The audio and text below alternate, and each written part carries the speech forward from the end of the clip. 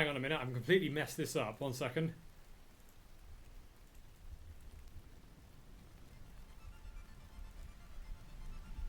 There we go. You can barely hear that, I think.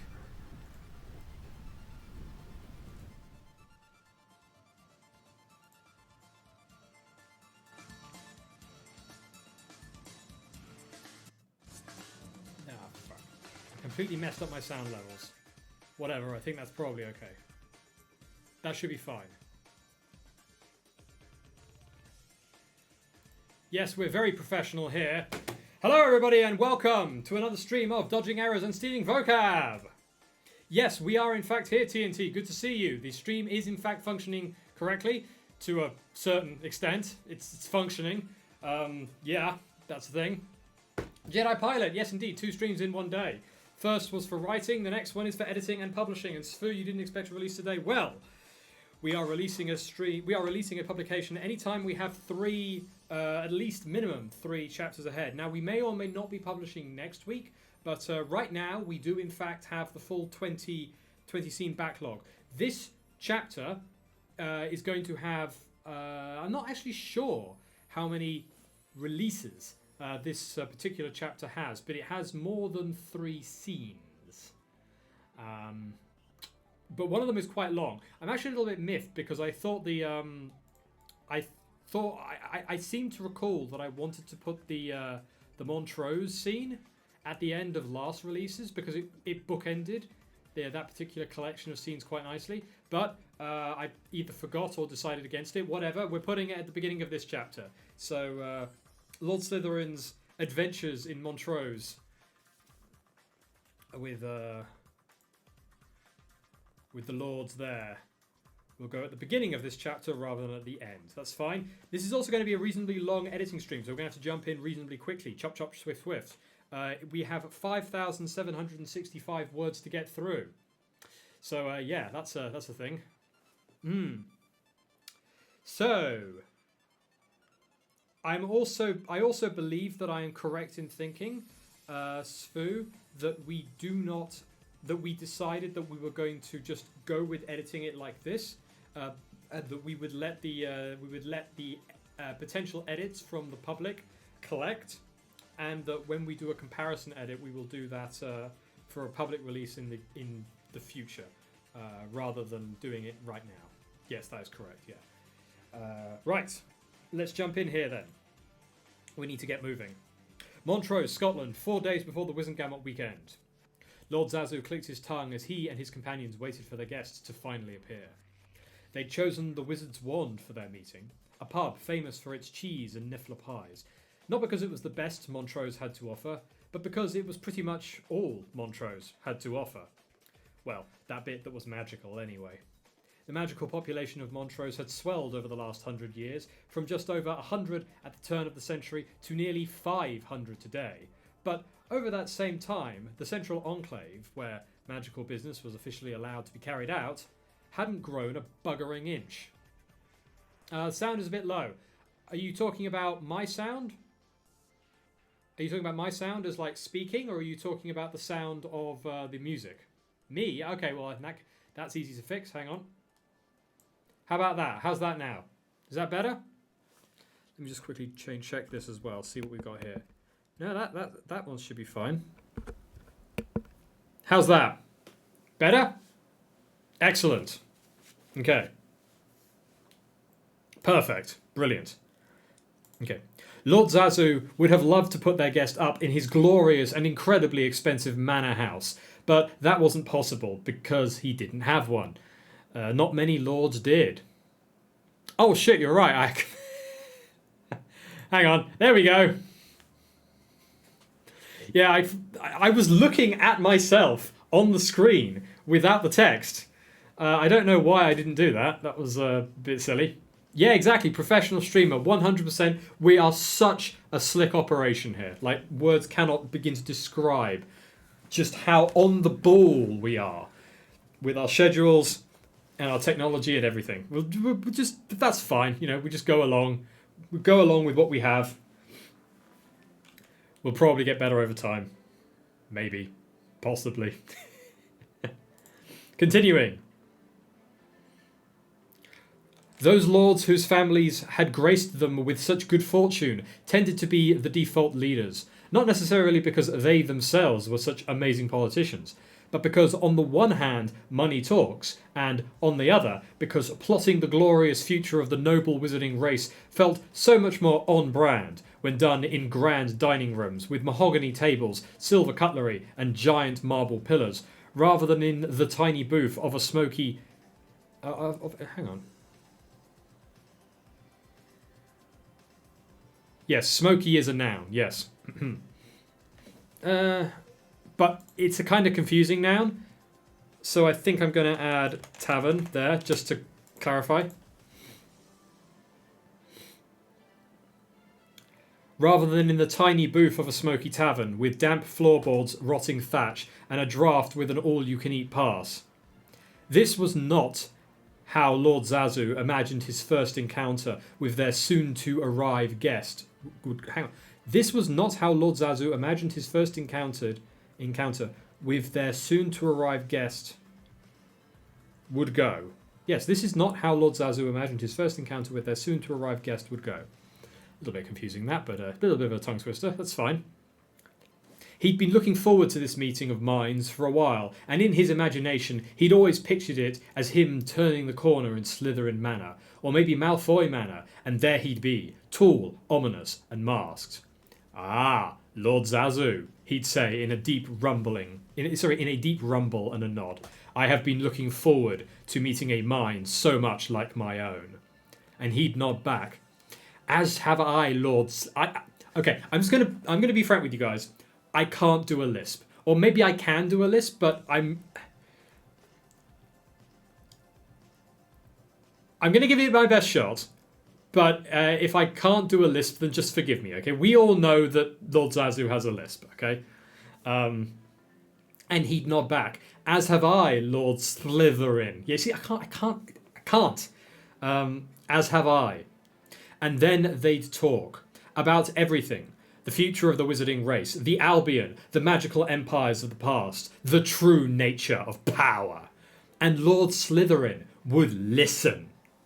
Although, in a pinch, he'd settle for a discussion about getting the wizard's wand a new thatched roof. Lord Zazu glared around him, then at his watch, then at the door. Then in a voice several octaves higher than the voice he always imagined he used, he declared, "He is late." His gaze swung to his companions. "He said he would be here at 10, but he's 5 past 10. His tardiness is quite evident." His two companions glanced at each other. "Maybe... I also can't do a Scottish accent. That's another thing I really don't... And the thing about Scottish accents is I really don't want to try and get that one wrong. But I'll give it my best shot. Maybe he... I'm not going to do an accent, but I am going to pronounce it the way it is written, okay? "Maybe he inna coming by flu," said Hamish McGregor, the mayor of magical Montrose. "Maybe he arrive on dragon back." "Land dragon," said Willie Sinclair, captain of the Montrose Magpies Quidditch team, sounding far more tired than a strapping young man his age should.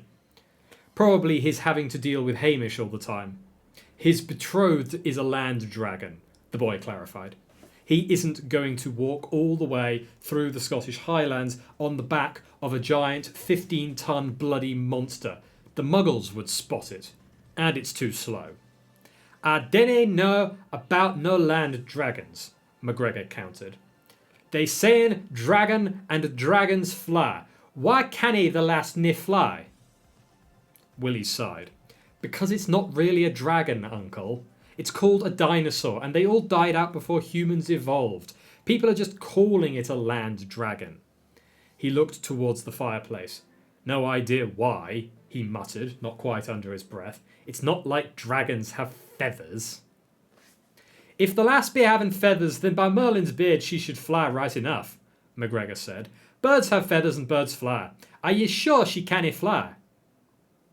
"Yes, Uncle, I'm sure..." Just then the flue flared green, marking the arrival of a guest. "Just in time," Lord Zazu said, jumping into the gap in the conversation before either of his companions could get a verbal foot in. I don't need to remind you just how important this meeting is. Let me do the talking. A figure stepped out of the flames. You? Russell, you big ninny, you cannot even say the man's name right. I can speak for me, thank you very much. The Big Mole! Welcome to the stream, good to have you with us.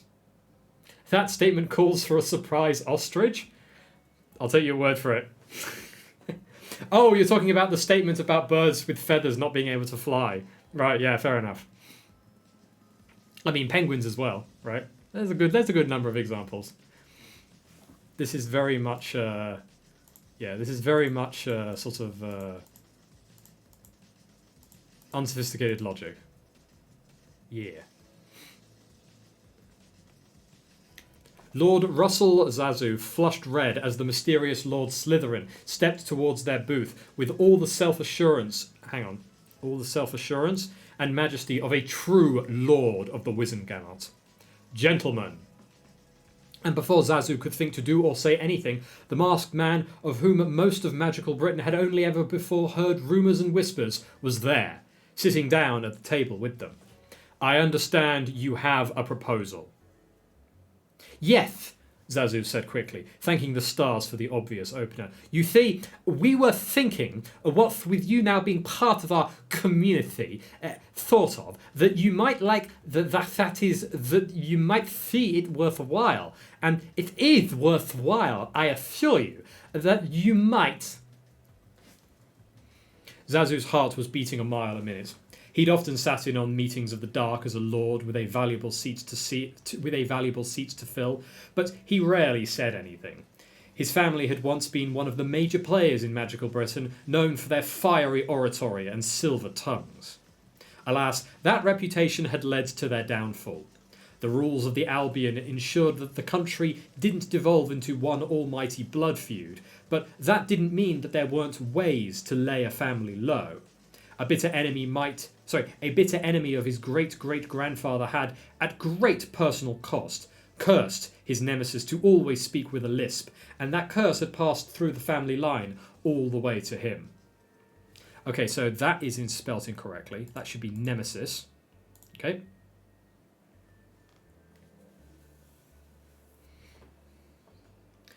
This part with Lord Zazu was so satisfying and funny. Yes, I quite enjoyed it as well. The writing it was most satisfying. Yeah, I do enjoy these sort of like mini side stories where we get to see just like a little bit of influence or a little bit of game playing on the side of like the main lines.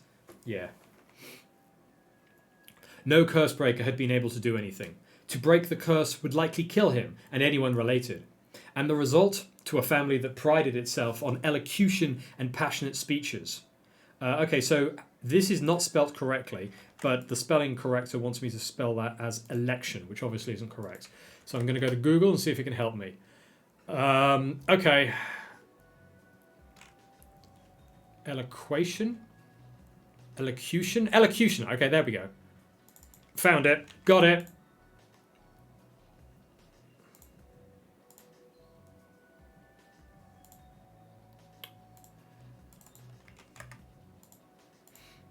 And the result... K-Shits! Welcome to the stream. Good to have you with us for the second stream of the day. Good. And the result, to a family that prided itself on elocution and passionate speeches, was predictable. Within a few generations, they'd been reduced to sitting on the sideline of politics, maintained by a stipend from the Malfoys, deemed useful only as a mediocre wand and a solid vote to be bought when needed. In a world where image was everything, no one could take his family seriously. Not even the Death Eaters had wanted him on the inside. Now he was sitting here, talking to Lord Slytherin. And without interrupting even once, the Grey Lord was listening. He was listening with such intense focus on him and him alone, not even Hamish or Willie dared to interrupt. After 10 whole minutes of pitching the infrastructure upgrades that his hometown so desperately needed, he began his wrap-up. And show you see, we think that an investment into Maltroche will be a very profitable one to you, Lord Slytherin, and to us, and to the community. We must The enclave must be expanded, and the ministry doth not want to hear it. We are sure you would be an excellent landlord for the people here, and I assure you they want nothing more than to live together again as wishlords and wishers. Lord Slytherin's mask regarded him silently for a long moment. Lord Slytherin's mask regarded him silently for a long moment. That should be for a long moment. There we go.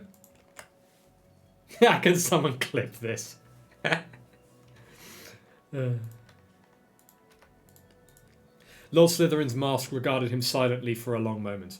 Then, without speaking, he stood, and much to his surprise, offered him a gloved hand.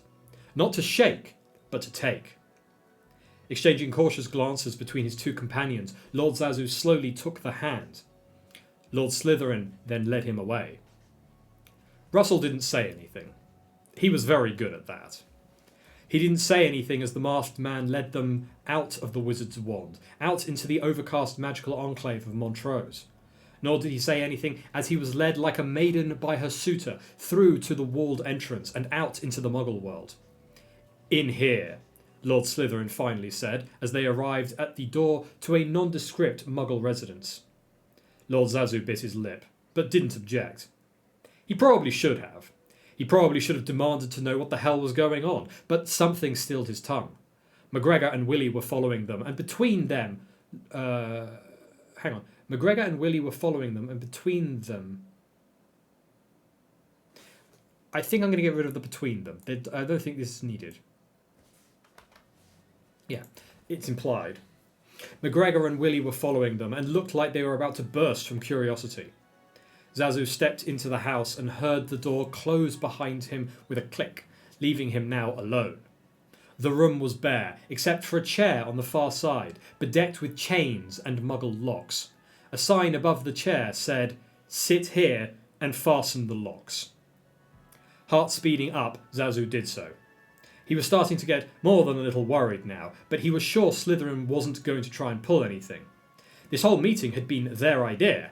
He was certain the upcoming meeting with the Wizengamot was going to pull many of the Lord's resources away from him, and he wanted to get his position in before anyone else. Looking around the room, he saw typical Muggle stuff. Stationary picture frames, dusty floors, a general feeling of lack of life. Minutes passed.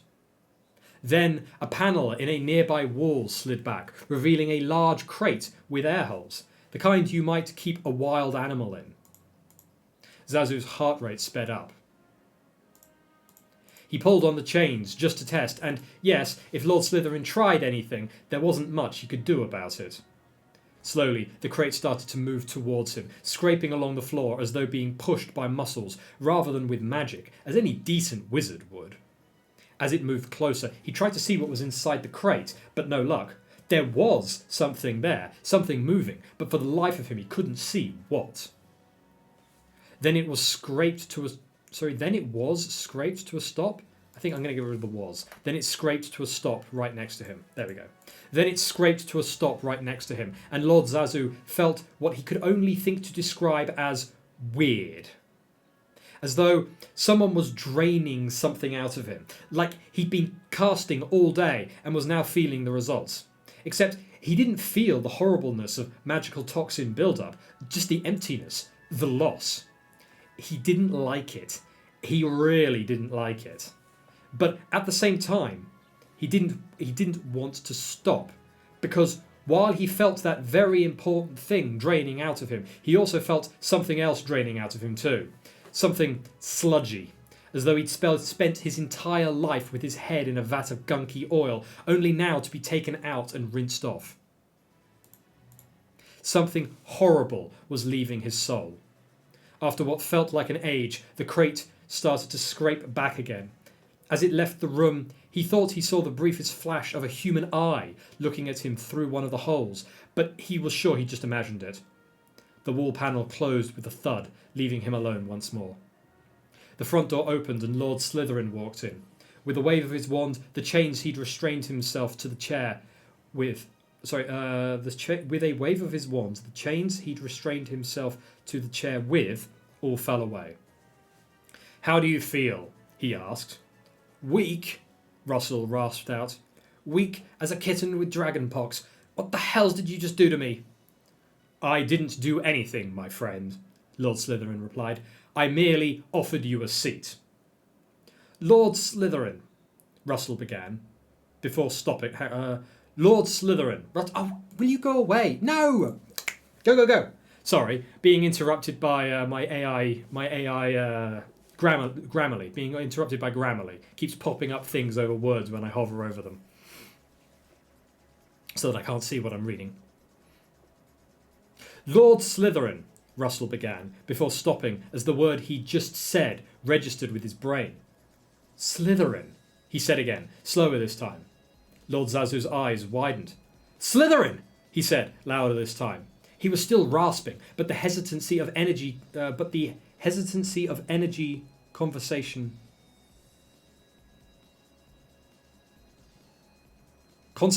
Okay, here we go. "Slytherin," he said, louder this time. He was still rasping, but the hesitancy of energy conservation was being forced away by the drunken hysteria of realization. And hysteria is spelt wrong. So we need to check this one. And Google is not spelling it correctly either. Let me try it again. Hysteria, maybe? Hysteria. Oh, it's spelled with a Y. That's why. Okay, got it.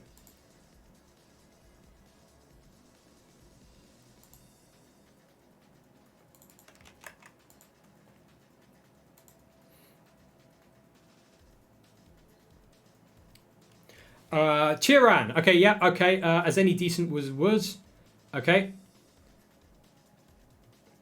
Yeah, don't worry, we'll handle this. In fact, we'll do it right now. Also, K-Shits has just subbed at tier 1. Thank you very much, K-Shits. Thank you very much for the sub. Very much appreciated.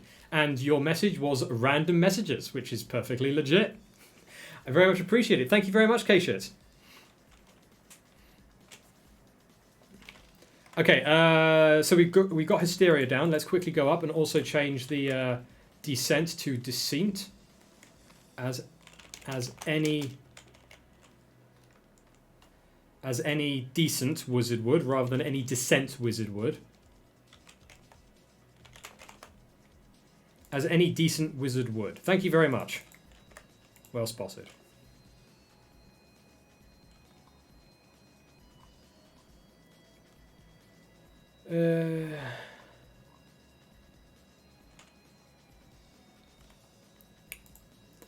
Okay, shits. For Lord Slytherin, for removing the curse was very wholesome, whatever the reason may be. Absolutely. I think that's one reason why people like this scene.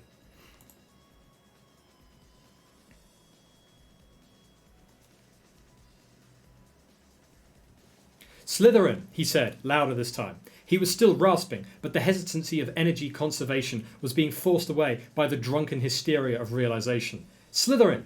Slytherin! Slytherin! Lord Slytherin just stood there as Russell started to laugh. Tears began rolling down his face. I don't believe it, he said. I'm not lisping. I can speak. Ye gods, man, I can speak. Hark! What marvel dost thou witness before thine very ears? Methinks a gentle transformation hath swept through mine own. For I, who did once stutter stanzas, now speaks finely as the river flows, unencumbered by such twists of tongue. Holy shit! Behind him, McGregor and Willie were staring with their mouths open. Lord Slytherin nodded. I want Montrose to be an ally of Slytherin. If the Ministry does not appreciate your town, then I will take on their burdens for them. I will provide the funds to expand the Enclave and bring every wizard or witch who wills it into the magical world proper, at a rate that will not leave them destitute. Lord Zazu scooped up Slytherin's hand and tried to shake it with all the enthusiasm he had, only to nearly topple over, forgetting his momentary weakness. Once he was back on his feet, and with Slytherin steadying his shoulder, he looked right into the mask's eye holes. Done, my friend, he said. I will see to it that no wizard or witch who lives in Montrose says a bad word about you. I will make this town a fortress to your good name. In fact, I name the noble house of Zazu a loyal ally of yours. I have no great wealth to share, nor allies to bring, but I swear by the memory of 200 years of pain and humiliation that me and mine will stand with you, no matter what, even as the earth swallows you whole, and even after that, we will fetch our spades and get digging.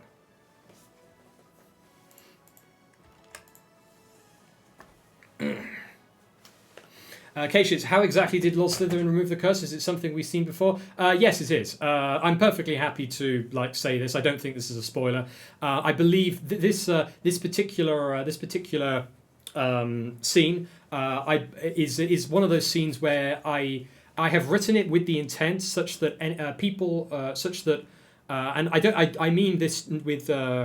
I mean this with no disrespect or saying anything like bad or anything, but I'm just saying that my intention with scenes like this is that an individual reader who has paid sufficiently great attention to the story, and I appreciate it's 700,000 words, so I'm not saying anything bad about a particular reader like yourself, for example, should be able to pick it up and just say, oh yeah, that must be this. And yeah, Chiran has it. Chiran has the answer to it. It was in fact Dan Granger. Yes, that's right. Yeah, it was in fact Dan Granger. Yeah, that is indeed the answer. No comments on that one, Kashitz. Okay. Hogwarts, Scotland. 3 days before the Wizengamot weekend. And that's Montrose, Daphne said, putting a little tick beside the location marked for the East Coast seaside town on the large map of Scotland pinned up in the empty classroom Hermione had been using for the Founders Club meeting. It was lunchtime. Is lunchtime one word? Apparently it is. It was lunchtime, and the second-year girls were grabbing a moment to plot before herbology.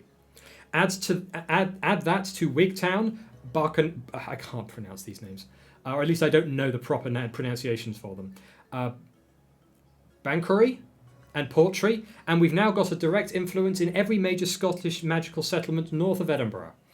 Okay, now somebody in the comments pointed out that there's something wrong with my geography here. Can anybody remember what the comment was? Because someone said you're missing this town, or this town isn't north of Edinburgh or isn't south of Edinburgh. There's something here. I can't remember what it is though, because I did my geography before I wrote this sentence, and I thought I had it correct. Maybe it was merely a misinterpretation of what someone said or what someone thought I said. In any case, that's something I'm going to have to check out and look at.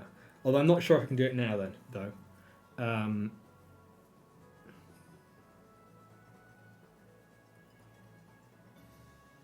I think it's because one of those towns is really not in Scotland, or they're really south of Scotland, maybe. Hang on a minute. Let me just check. Wigtown.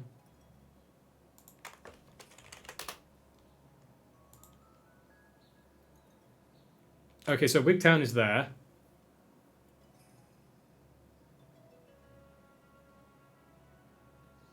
Okay. I can't see chat, by the way, just at the moment, just because I've got two screens up. What was the other ones? We've got Wigtown. We've got Banchory. Okay, that's all the way up there.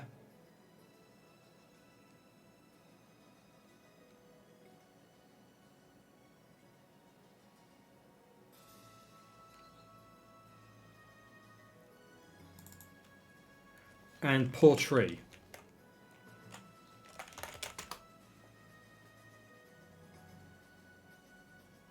Yeah, and Portree is all the way over there.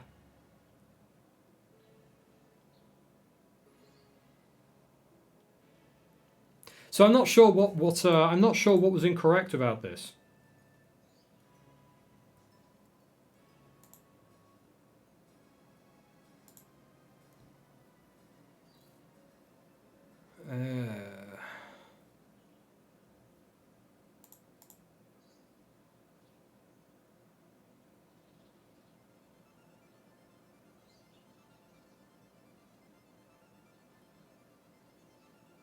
We'll go with this. I mean, if someone proves me wrong, or if someone can point out how I'm incorrect in this, then I will change something. But if I can't figure it out now, then we're just going to continue on. In any case, except for Hogsmeade, Hermione pointed out. Except for Hogsmeade, Daphne agreed. She pursed her lips. And that is not a small deal. Hogsmeade is by far the most influential town in the region. It might as well be Scotland's unofficial magical capital. We're going to have to think hard about how we're going to have to think hard about how we're going to bring it under the Greys' sway. Don't they also need investment? Hermione asked. Not nearly to the same extent, Daphne replied. Many influential lords make Hogsmeade their home. They're happy to ensure the town gets the infrastructure it needs. No, if we're going to win over that town, we're going to have to appeal to something other than money, at least directly. Looking between Hermione and Daphne, Pansy Parkinson watched with wide eyes. Next to her, Millicent Bulstrode was doing much the same. New to the plot, but now in a somewhat similar boat. Her parents had ordered her to join the nascent group to avoid isolation, and Slytherin's Ice Princess had not objected. Any ideas? Daphne asked, and it took Pansy a second to realise that the question had been directed at her. She stuttered. I mean, that is... Pansy stopped. She'd been raised for this. Ever since she'd been old enough to hold a toy wand, her mother had told her that one day she was going to be stepping into the wizarding world of politics, and that it would be her job to advise her husband on matters that men often found it difficult to think straight on. She'd assumed that wasn't going to be for ages, though. Oh, sure, she knew the behaviours, knew the rituals. She knew how to hold her teacup, which forks and knives to use, how to address whom based on their rank and station. Teacup wants to be one word. And it even played a mean game of magical poker, watching her opponents' faces for telltale hints of bluff or counterbluff, all while shielding her mind from occlumency probes, or, when setting up a cunning counterbluff of her own, letting them in. Okay. Now, is this occlumency spelled correctly, or should it be occlumancy?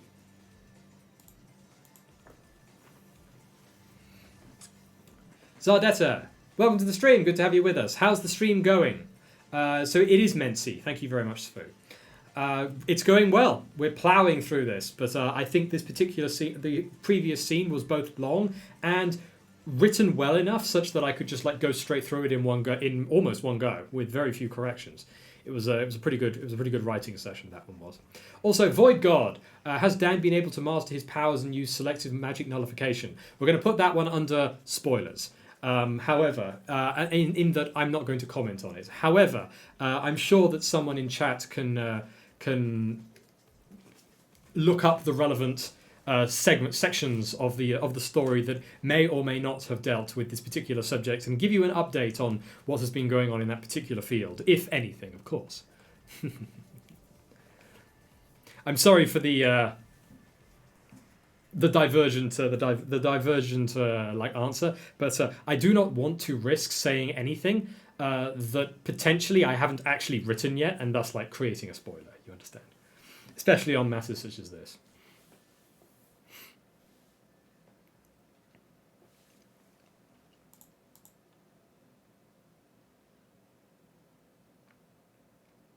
She knew how to hold her teacup, which forks and knives to use, how to address whom based on their rank and station, and even played a mean game of magical poker, watching her opponents' faces for telltale hints of bluff or counterbluff, all while shielding her mind from occlumency probes, or, when setting up a cunning counterbluff of her own, letting them in.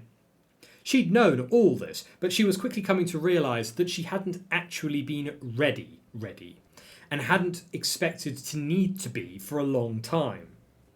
Marriage, even for a noble witch in magical Britain, was something that was going to happen out there in the future.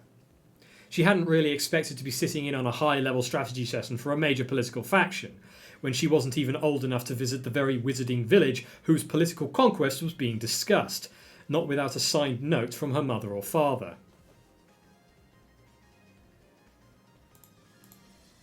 Pansy bit her lip. Does Lord Slytherin really listen to you? I mean, if you went to him and said, I think we should do this, would he actually take you seriously? My father always sends me away whenever there's anything important to talk about with his friends. Not old enough, he says. In response to her question, Daphne Greengrass smirked. Of course my lord listens to me. I'm his future first wife. Why wouldn't he? Hermione chose that moment to have a coughing fit, so laden with meaning that it might as well have been a philosophical treaty. Greengrass glared at the Muggle-born with her piercing blue eyes. And listening to me is not the same as slavishly doing as I say. Of course our lord will make his own judgment after listening to my counsel. Another round of meaningful coughs, this time combined with a look that said, Really? Greengrass rolled her eyes. If you want to be pedantic, fine. He will listen to our counsel, mine and Hermione's, Luna's too, Alexandra Black's, sometimes, as well as any advisers he has among the other Lords of the Grey, and anyone else he happens to respect. Happy now? Finally, Hermione nodded, looking satisfied and more than a little smug. Suddenly, the entire room shook. Once. The floor vibrated, the glass rattled in the windows, and a poorly balanced book at the end of a bookshelf... there! The floor vibrated, the glass rattled in the windows, and a poorly balanced book at the end of a bookshelf line of books fell over. It's not very clean, that. And at the end of a... And a poorly balanced book at the end of a line of books on a shelf, I think was what we're going to go with there. A line of books on a shelf fell over. There, that's fine. Suddenly, the entire room shook once. The floor vibrated, the glass rattled in the windows, and a poorly balanced wants to be hyphenated, I think. And a poorly balanced book at the end of a line of books on a shelf fell over. Then the impact came a second time. Apparently, it doesn't like poorly balanced. It wants it to be double worded. Philosophical treatise. Have we... Ah, yes, you are correct. Thank you very much, Jedi Pilot. Also good to have you with us. Hermione chose that moment to have a coughing fit, so laden with meaning that it might as well have been a philosophical treatise. Okay.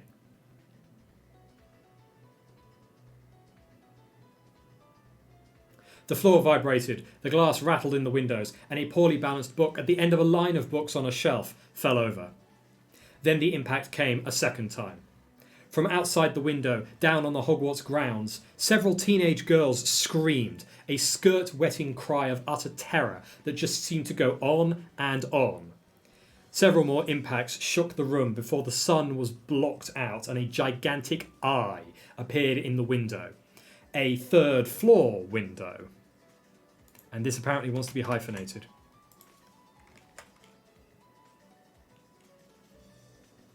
You know, instead of saying the sun was blocked out, I think I was saying...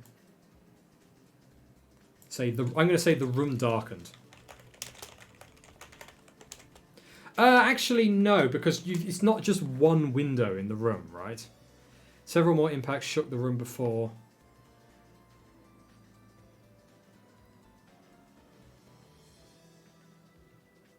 Hang on, let me just look at this again.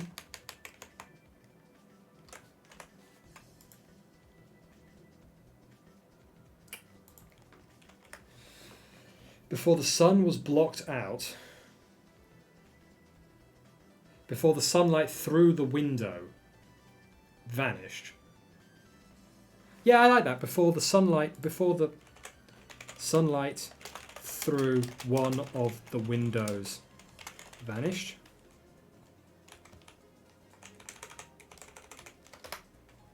Before the sunlight streaming through one of the windows vanished. There we go. Several more impacts shook the room before the sunlight streaming through one of the windows vanished and a gigantic eye appeared.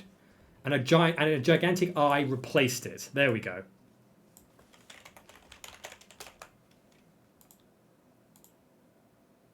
Oh no, but now the third floor window joke doesn't work anymore. The punchline doesn't work anymore now. Several more impacts shook the room before the sunlight streaming through one of the windows vanished and a gigantic eye replaced it.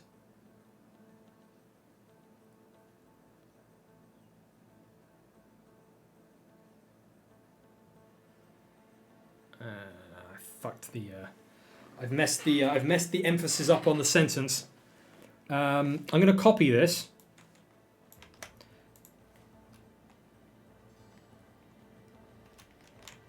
And I can't undo it. I can't keep. I wish I could keep both this sentence and undo the changes that I made to this sentence at the same time. The only way I can't do that. Crap. Hang on, I can do this by opening a notepad.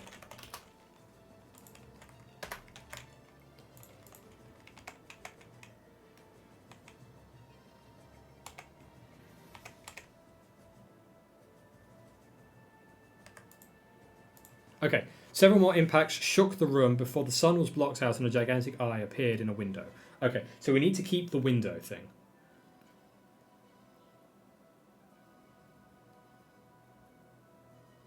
Before a gigantic eye blocked the sunlight coming through one of the windows. That works technically, K-shits, but it does mess up the. It still messes up the joke sequence, right?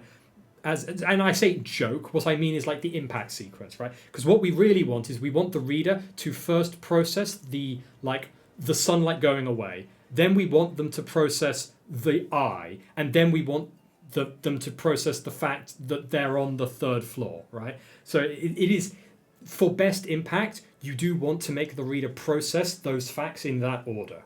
I think I could actually, you know what? I think that for the sake of this particular sentence, it's okay to have the room darken. Now, maybe there's more than one.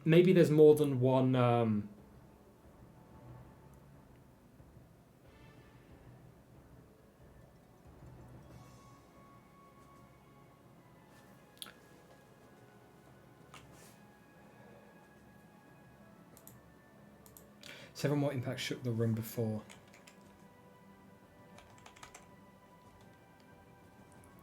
Oh no, but I've already used the room as well. Several more impacts shook them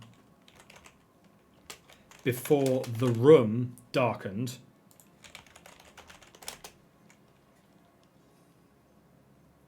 And this also needs to be a 3-beat structure. Several more impacts shook them before the room darkened, the da-di-da-di-da, and the da-di-da-di-da. So we need a although we don't actually have to do this we don't have to do this particular rule of 3 as 3 separate items. We could have an expanding of the room darkened as the second clause in our 3 clause rhythm. So we could say several more impacts shook them before the room darkened. One beam of the sun vanishing. One beam of sunlight streaming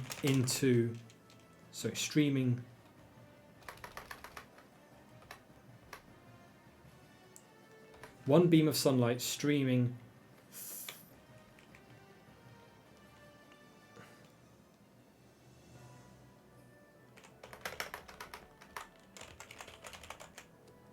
Several more impacts shook them before the room darkened, one beam of sunlight vanishing, and a gigantic eye appeared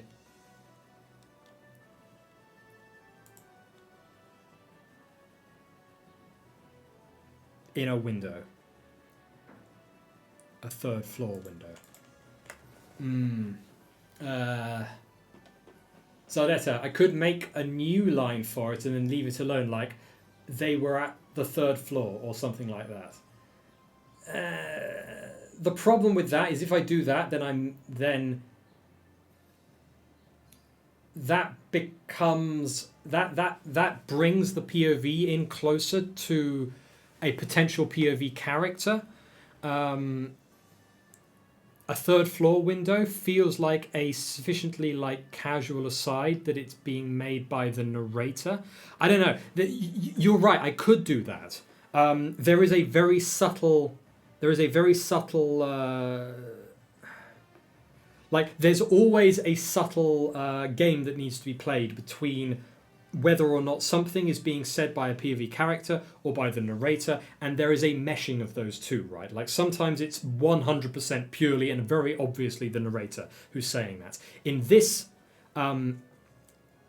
this sentence, when in the current sentence, a third floor window feels very much like it's the narrator saying it. If I took it away from that line and gave it a second line, then I suspect that would feel like I was projecting that thought into the mind of one of the characters present instead. Now that's not necessarily a problem. Not necessarily a problem, but it's just like little things that I'm like thinking about when I'm like trying to figure out how to do this. You're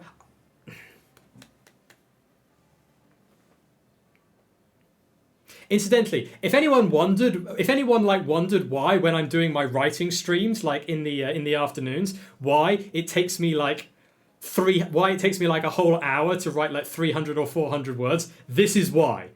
Right? Because I spend my time thinking about stuff like this.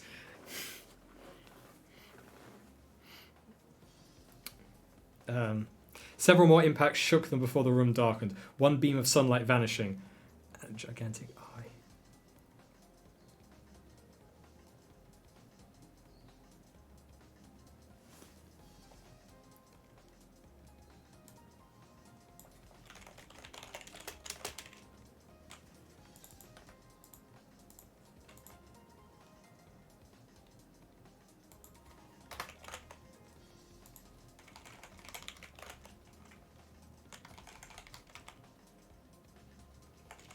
In the window, a third floor. Actually, I like that even better. I like that. Okay, so several more impacts should... Oh, also, hang on a minute. I'm sorry, Keisha, you also had a suggestion. I mean, I think I've kind of got this one. I kind of like what I've written here, but I'm going to read your suggestion anyway. Suddenly, sunlight stopped coming from one of the windows, only to be replaced by a giant eye. Yeah, in fact, what I've written here is kind of similar to what you've written. So it's like, two minds thinking, similar track. Several more impacts shook them before the room darkened. One beam of sunlight vanishing, replaced by a gigantic eye in the window. A third floor window. I like that. I think this is good.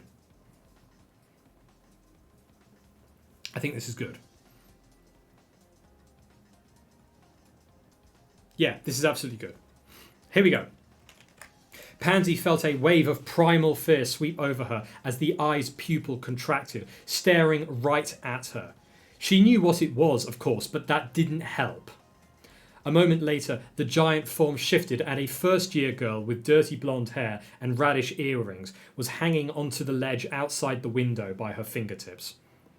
After a quick draw wand contest between Hermione and Daphne, which Hermione won, but not by much, the window opened and the girl was climbing inside. So this wants to be radish with 1D, and the was climbing inside is fine. Void Guard. She knew what it was, of course, but that didn't help. I feel like it should be who instead of what, as knowing it was a T-Rex wouldn't help, but knowing it was Luna would make more sense in the sentence. I actually disagree. I think that what is actually the correct word usage here. The reason being is that what Pansy knows that it's Luna, but she is experiencing the primal fear of when faced with an animal, a beast, a monster, right? And it is that primal. In this moment, the what has more of a grip over her emotions than the who. And because she is thinking in terms of the what, it makes her fear and her irrationality, or her the lack of control that she has over her emotions in that moment more readily apparent. If we went with who instead, then the reader would associate Pansy's mental state more with her intellectual understanding of what she is seeing, rather than with the primal fear of what she is seeing. Does that make sense? So we're definitely going with what. Yeah, that is definitely the way to go. Yeah. I hope that made sense. I I appreciate that sometimes my explanations can be a bit... Kashitz, is Hermione faster, stronger of a dueler between Daphne and her? Well, I'm not gonna say anything about that. I'm just going to present what I have said here, right? In this particular instance, she was a quicker draw. Does that mean anything specifically? I'll leave you to judge until more stuff is written.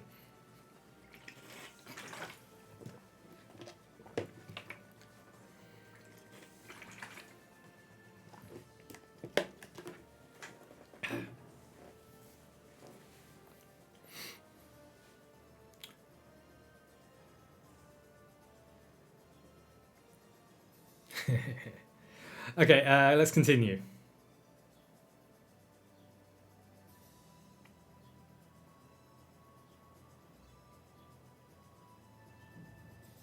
The window opened and the girl was climbing inside. Luna Pandora Lovegood! Screeched the voice of Professor McGonagall from down in the grounds. Screeched the voice of Professor McGonagall from down on the grounds. The window snapped shut, muffling all sounds from outside again. Luna, began Hermione in an admonishing voice, what did our Lord say about frivolously using your animagus form before the Wizengamot emergency magic hearing? Luna finished patting down her school robes before looking thoughtful. That I should think very carefully before doing it? And? Luna smiled brightly. And I did! Hermione groaned. Daphne snorted. Pansy did a double take at that. The Ice Princess of Slytherin did not snort. Daphne quickly adopted a more serious expression. Luna, do you also remember that we've been given special permission to leave Hogwarts on the weekend to attend the special Wizengamot session, and that Professor McGonagall could theoretically still take away our permission? Luna adopted the looking thoughtful expression again. I suppose she could try, but she would likely fail. Now that Virgo has fled, our Lord has less incentive to pretend that his control of the wards may be anything other than almost permanent. Lockhart is in our pockets. The bloody Baron would not say no. And she could take that failure as a personal insult, Daphne pressed. McGonagall isn't just a teacher. She's an influential witch in her own right. Setting her up as an enemy could backfire. Just then, the door to the classroom burst open and in came Professors Potter and Snape. The first stormed. The second swept. Just what do you think you're playing at? Lily hissed. 3 Ravenclaw girls are in the infirmary being treated by Madame Pumphrey with calming solutions, and 1 Gryffindor 6th year boy fainted. I don't think they've ever been more frightened.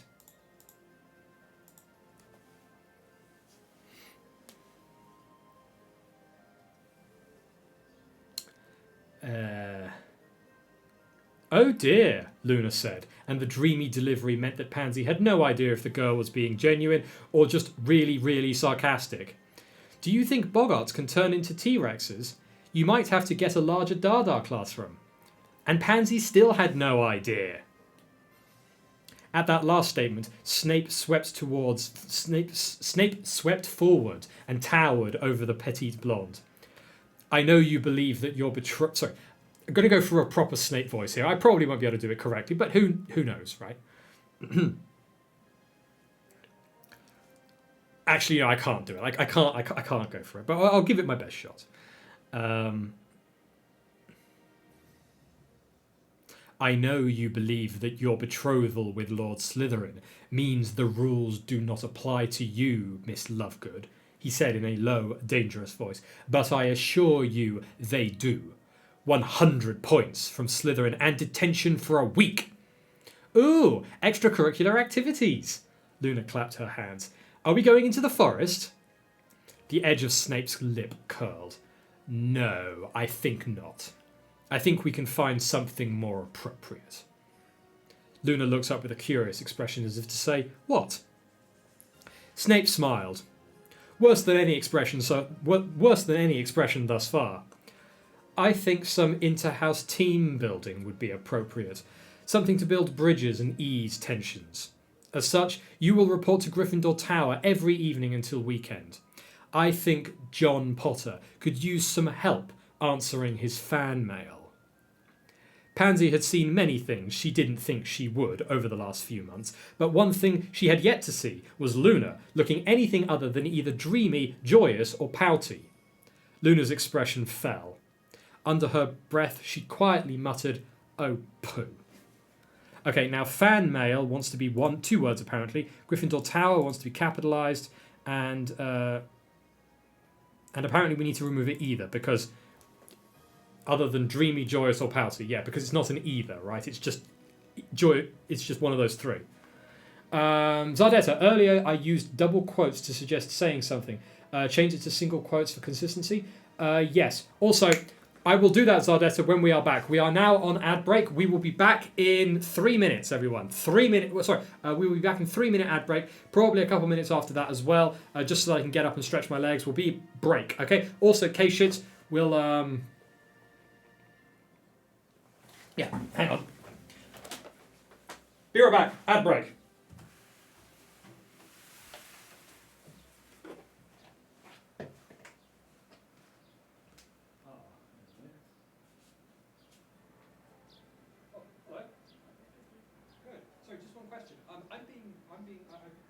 I just realised that I'm being rather loud in my study. Can you hear it? Sure. I mean, I can close the door if necessary. No, but seriously, can you hear it? Can you hear it? Oh, okay, good, excellent. Thank you very much.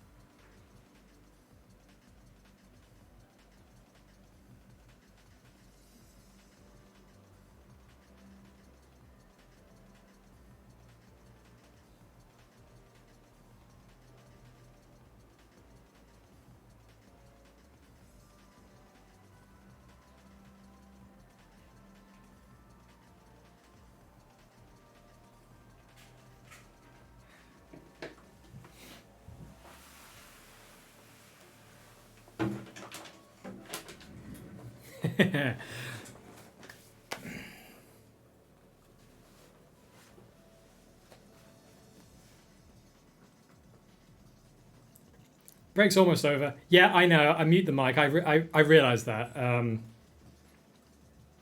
Yeah. And the ad break is over. Okay.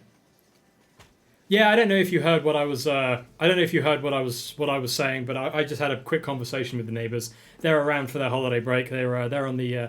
I've got the balcony door open to let like some of the fresh air into the apartment, and they're on the balcony right behind mine. So there's a chance they assure me that they can that they can't hear the substance of what I'm saying, even if they can hear like the general shape of the words when I'm being particularly loud. So. Just something I'm having to pay a little bit closer attention to. I don't want to close the door because I do want to keep like the air flowing. Okay, let's see what we got here. We had some suggestions about things that we needed to change. Earlier, you used double quotes to suggest saying something. Yeah, sure, Zardetta. If you can show me where that is, where did I do this? Pardon me. If you can like tell me like the. Because obviously I can't search for double quotes because double quotes are used all over the place, right? So if you can tell me, where I did that, then I'll be happy to change it. Also, Control F really.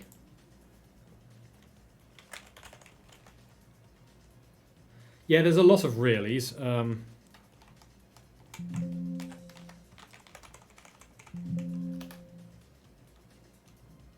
Ah, I see. Yes, yes, yes.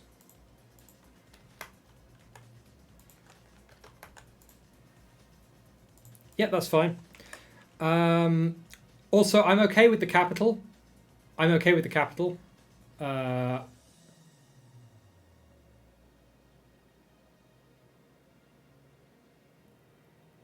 Where's the what?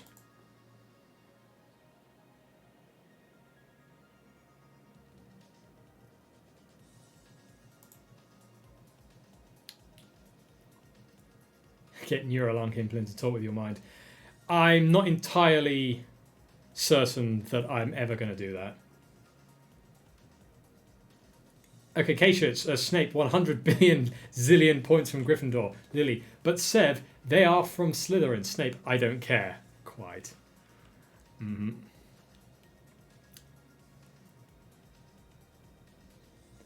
With the quotes, what was where we stopped? Ah, okay.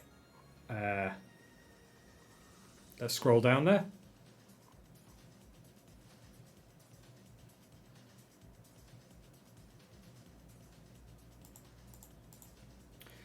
Oh, this one, right. Okay, yeah, fair enough. Yeah, and even Grammarly suggests that I capitalize it, so capitalization is the correct way to go. As to say, what? Oh, poo. Okay. Technically, poo shouldn't be capitalized unless we're talking about Winnie the Pooh.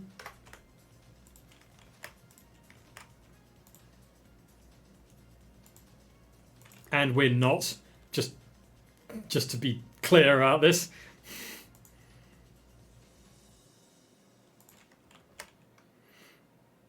Okay, let's continue. Granger Cottage.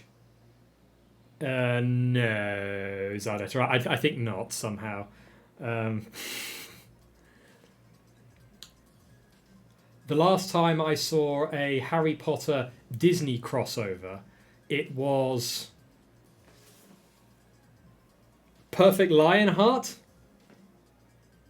Does anybody remember that story?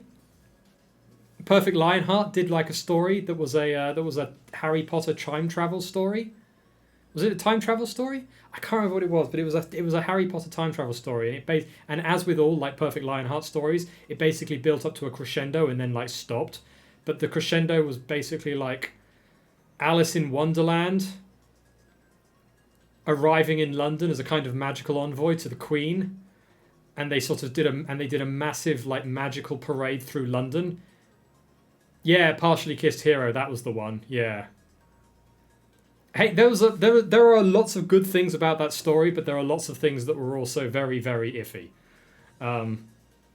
Yeah, I actually used. I'm not sure if anyone knows this, but the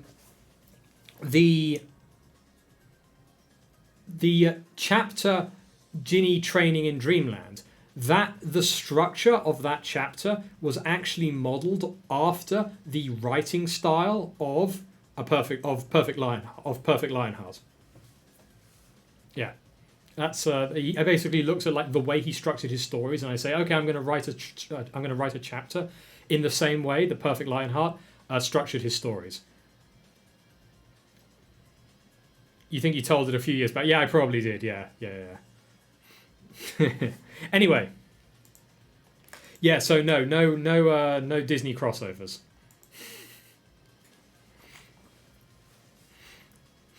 Although, having said that, I think at some point we may have to have Hermione choosing between periwinkle blue and daffodil yellow dresses. I think at some point we're going to have Hermione choose between periwinkle blue and daffodil yellow. Yeah, in terms of like dresses or something. I think that's going to be a thing that's going to have to happen at some point. I don't think that classifies as a Disney crossover, but you know, pretty close. Big Mel, Perfect Lionheart is generally considered fallen from grace. He doesn't write anymore. I mean, correct me if I'm wrong. I mean, you could say fallen from grace. It's just that he's not putting out. I mean, you could put Perfect Lionheart in the same category as you might put a Noodlehammer, right? I mean, both have very similar styles and very similar sort of like stories that they write about. In fact, part of me once believed that Noodlehammer might actually be Perfect Lionheart. I don't think that's the case anymore, but like part of me once believed that. But Noodlehammer is still going strong, but Perfect Lionheart just seems to have given up the writing, at least as far as I'm aware. Yeah. I think notorious would be the phrase. Mr. Injure, welcome to the stream. Good to have you with us. Yeah, notorious would be the phrase. Infamous. There we go. Infamy. They are writers of infamy. Was Noodlehammer the one with Spiral Path? No, I don't think so. Noodlehammer is the one who started off by writing a Naruto fanfiction, and then he crossed it over with DC, and then he crossed the same Naruto, and then he had his Naruto like dimension jump, and he dimension jumped first to the DC universe, then to the Sakurai universe, and then finally to Stargate, and then he wrote Harry Potter, and he started his Harry Potter out with in the Harry Potter universe. What was it called? I think it was called For Love of Magic. Yeah, For Love of Magic. That's right. His Harry Potter story was called For Love of Magic. Then it went to Westeros. A Discordant Note, I think that one was called. And then he jumped to Warhammer. Sorry, no, then he jumped to World of Warcraft. Metagaming, I think that one was called. And he's currently doing a crossover with Warhammer 40,000 with Worm, which is interesting. Yeah. Noodlehammer is an interesting writer, and I very much enjoy his stories. I wouldn't write about all the stuff he writes about, but his books are fun, and he writes them, and regularly. And that's a lot more than you can say for a lot of writers. So, yeah.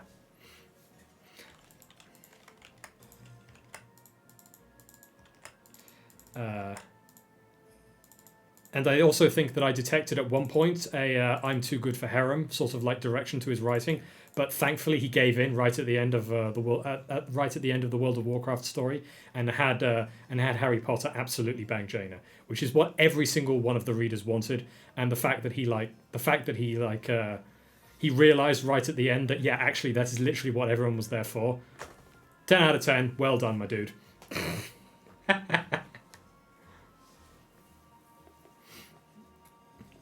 Okay, let's continue.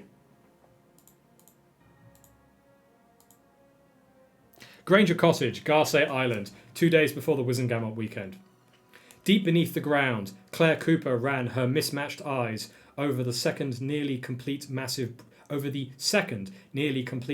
broomstick-shaped submarine in the wet docks of the Granger's private mad scientist laboratory.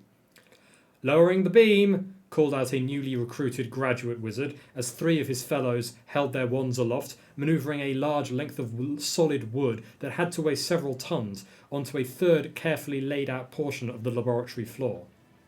The former prostitute surveyed the worksite. Lord Slytherin now had nearly a dozen young wizards and witches working for him here, each one of them getting a practical education, not an. Each one of them... Actually, let's say each one. Each one getting a practical education that had long been denied her, at least until he'd taken, until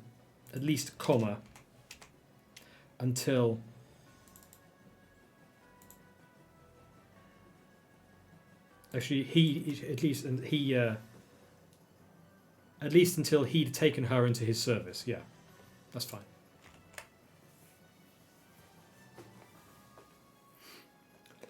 Kashit's good writer, not so good person. I would maybe potentially. My view. I mean, if you read Noodlehammer, you can see an evolution of his thought process over time. And my opinion, my suspicion. I don't know this for certain, but my suspicion is that Noodlehammer effectively uses his writing as a kind of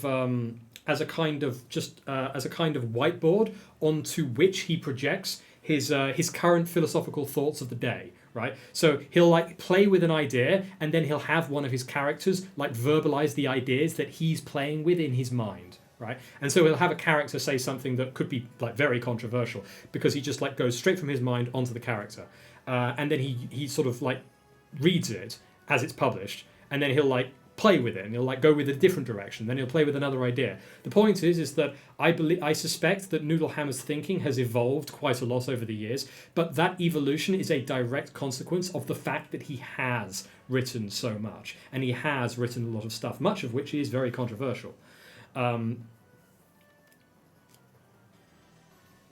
I don't know what his current philosophical like model is based off of. I would have to have like an actual conversation with the man in order to know that. But the impression I get is that the impression that I get is his personal philosophy has certainly become more sophisticated over time. Even if, like I say, I don't know what the basis of his philosophy is, and unless you know the basis of someone's philosophy, you cannot predict what their position is going to be on any particular issue or on any particular stance, right? So yeah, but yeah, absolutely. What I will say, and as I've said before, he writes fun books, and I enjoy his books. And that's as simple as it. K-Shits, would I like to interview him? Yeah. If I could sit down and have a conversation with him, yeah, I totally would do that. Although the problem I have with the idea of interviewing people, especially on matters of philosophy, is that I myself have not yet consolidated my own philosophical framework, right? I am still very much in the process of crafting my own philosophical model, right? I know the ones that I don't like, and I know the models that I appreciate. And I know the models that I think are, like, they've got some good things going for them, but there are very clear and obvious problems with the way that the philosophy has been constructed. Hey! Sassinean? Thank you very much for the stream. Sorry, thank you very much for the bits. 131 bits. Love the writing streams, LeadVonE. Well, thank you very much. Great to have you with us. Yeah, absolutely. Thank you very much for the bits. I very much appreciate that. I think that's actually like the first bit cheer that we've had in a very, very long time. We've got a good number of subs, but we don't get many bits cheers here. So thank you very much. Very much appreciate it. Mr. Injure, appreciates a very good way of describing philosophies. I have the same with one I came into contact with. Yeah, absolutely. So would I be interested in interviewing someone like Noodlehammer? Yeah, I would. But at the same time, I think interview is the wrong phrase because, like I say, I don't think that I myself have developed my philosophy to the point of certainty where I think that I can pose questions that are like sufficiently solid enough on in my own philosophical basis in order to guide a discussion. And for that reason, I hesitate to use the word interview. I think that if I were to sit down with someone like Mr. Noodlehammer or the Sinister Man, for example, he's someone else I'd love to have a conversation with. If I ever sat down with any of these people, interview would be the wrong word. I think just discussion would be the correct way of framing it. Yeah, because, like I said, I don't think I am qualified to be an interviewer because my own philosophy is still very much malleable. It's not 100% malleable. I've got some pretty solid frameworks that I am building off of, right? But it's still very much a work in construction thing. But yeah, I'd love to have discussions on this matter with people like that. Could be very interesting. Make it happen with TSM. I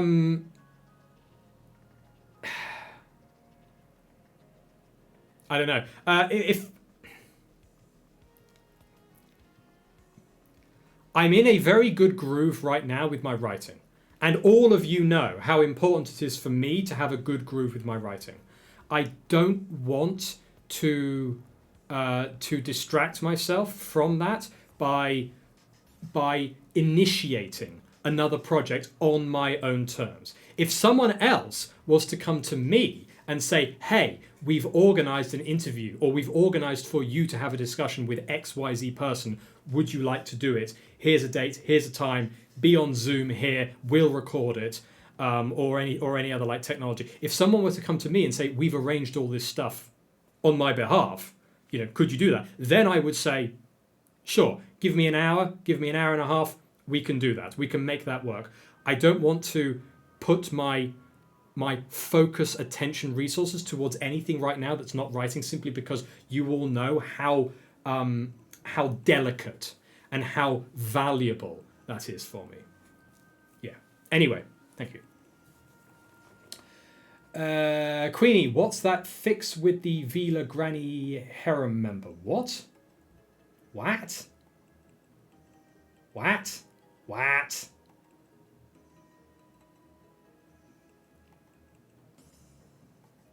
Oh, what's that fic with the Vila Granny harem member? That was weird.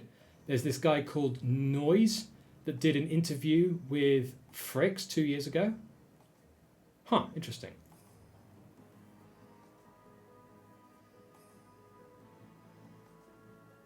Huh. Yeah, anyway, like I said, I'm not going to get distracted. I've got no problem with like bouncing ideas off of you all. Like all people in the chat, you want to bounce ideas off of me of stuff I can do, like stuff that like could be arranged. Yeah, sure, absolutely. Yeah, no problem. We've got time here, right? We're almost like, I think we're about 2/3 of the way through this. It's almost 8, which means we've only been at this for like. Oh shit, we've actually been at this for 2.5 hours. Okay, that's actually quite a bit of a long time. No, hang on, no, 1.5 hours, not 2.5 hours. Yeah, we've only been at this for 1.5 hours, so we've got a little bit of time to burn before publication starts. So let's just continue on this. But like I said, I'm also not against the idea of potentially in the future like arranging something for like that for me for myself. Like I very much enjoy starting projects. Yeah, my ideal would be that someone else would organize it for me though. That's as simple as that though.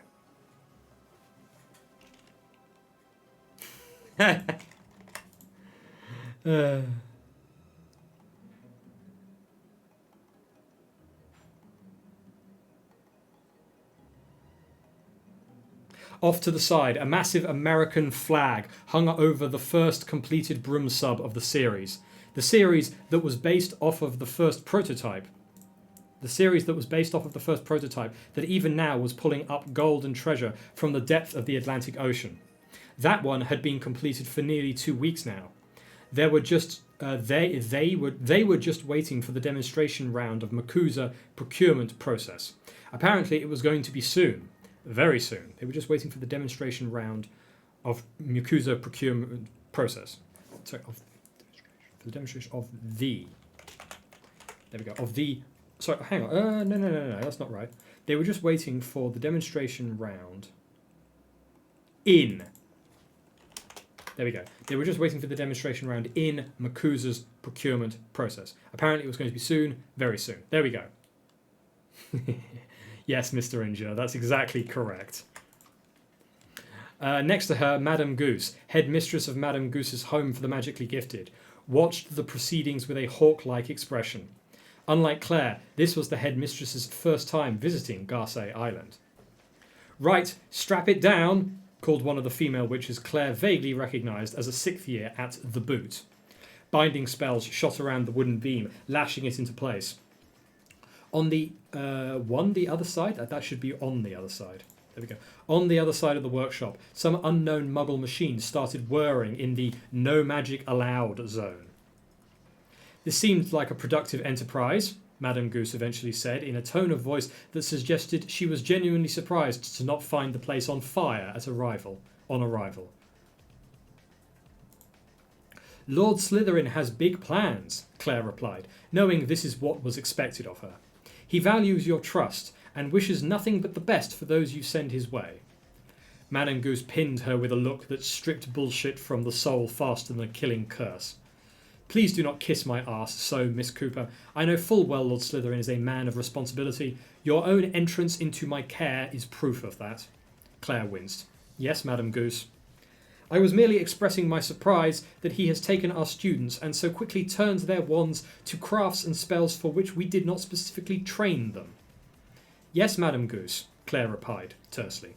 It seemed a lot safer than, well, maybe if the ministry didn't hamstring your school and force you to hand all your students a crappy subpar education designed to keep them as harmless as possible, maybe my lord wouldn't have to have them trained in such basic spells as are taught at Hogwarts in the 2nd and 3rd fucking year. Evidently something of her thoughts leaked through, because Madame Goose pinned her with a gimlet stare again. She didn't say anything, though, so Claire quickly redirected the conversation. Or, at least, she tried. Okay, it should be Garcey, not Gaisey. Where is this?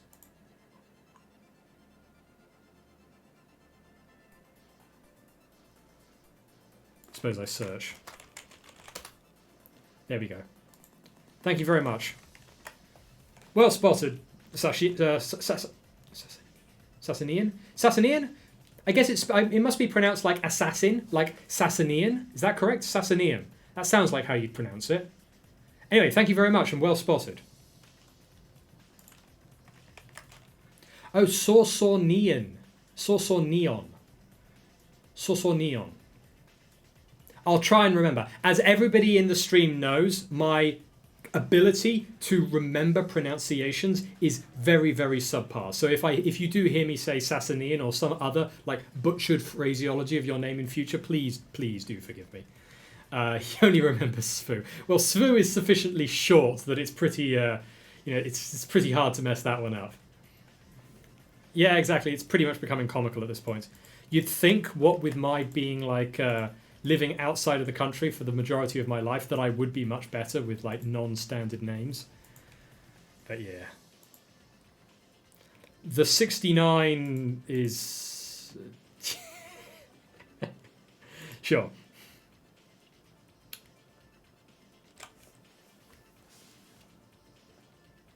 Da-di-da-di-da. Da-di-da. Or at least she tried. Have you put any more thought towards my lord's proposal? She asked, referencing the little project Lord Slytherin had given her at the Slytherin Manor winter solstice, dancing away in the middle of the pack. Sorry, hang on a minute. This sentence feels a bit iffy. She asked, referencing the little project Lord Slytherin had given her at the Slytherin Manor winter solstice, dancing away in the middle of the packed ballroom.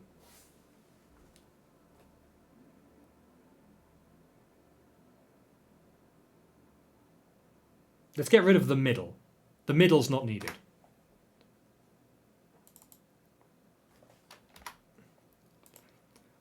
Referencing the little project Lord Slytherin had given her at the Slytherin Manor winter solstice, dancing away in the packed ballroom, wearing a ridiculously expensive dress and jewels, all in the arms of the man who every other... See, the problem with every other single woman in that room is it's not clear whether we are using single as to denote like all of them, or whether we're saying single to denote somebody who is not currently in a relationship. Oh,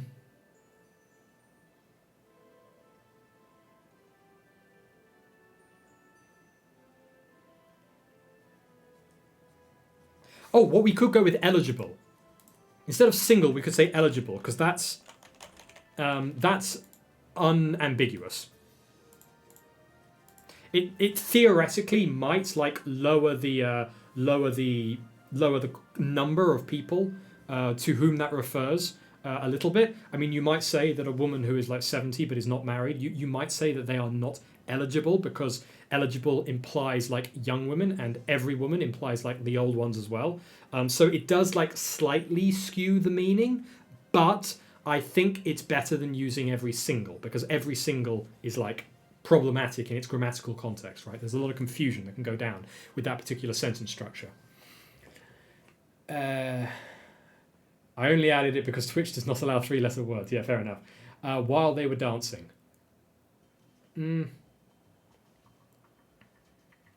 Sassanian. Sorry, Sorsorneon. Sassanian is just so, like, Sassanian just like flips off the tongue like so much smoother though.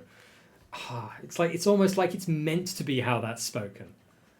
Anyway, bit wordy, but other seems to mean but other seems to mean all but Claire. Yeah, I think it was fine since the other would be every single other woman. The teacher seems like an older lady. Would she say kiss ass? Could say toady or flatter, but kiss ass would probably be your choice of style character. Probably your choice of style character.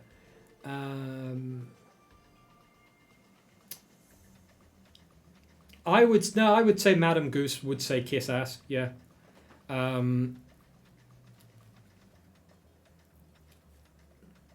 Yeah, I would say it's fine. Yeah. Sassy Nyan. Oh, okay, we're not going there. This is like serious cat. This is serious kitty cat movement now.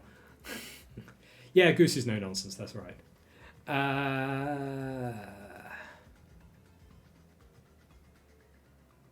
Yeah, Goose is. I would like to point out to everyone that Madame Goose is obviously like the whole concept of Madame Goose and the school the shoe is it's based off of the British nursery rhyme. There was an old woman who lived in a shoe.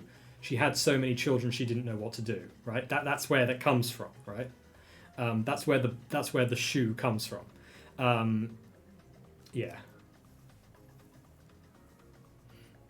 And so Madame Goose and that particular nursery rhyme comes from a collection of nursery rhymes that is collectively referred to as Madame Goose's nursery rhymes.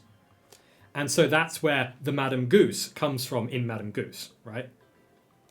But at least when I was a child, Madame Goose, when she was portrayed in like children's media, she was always portrayed as a kind of like Mary Poppins-esque character. So you would imagine sort of like a very governess sort of like Victorian sort of very no nonsense style of woman. Yeah. So that's where my mental picture of Madame Goose comes from. Would Harry in his animagus form be a sassy Nyan? Oh God.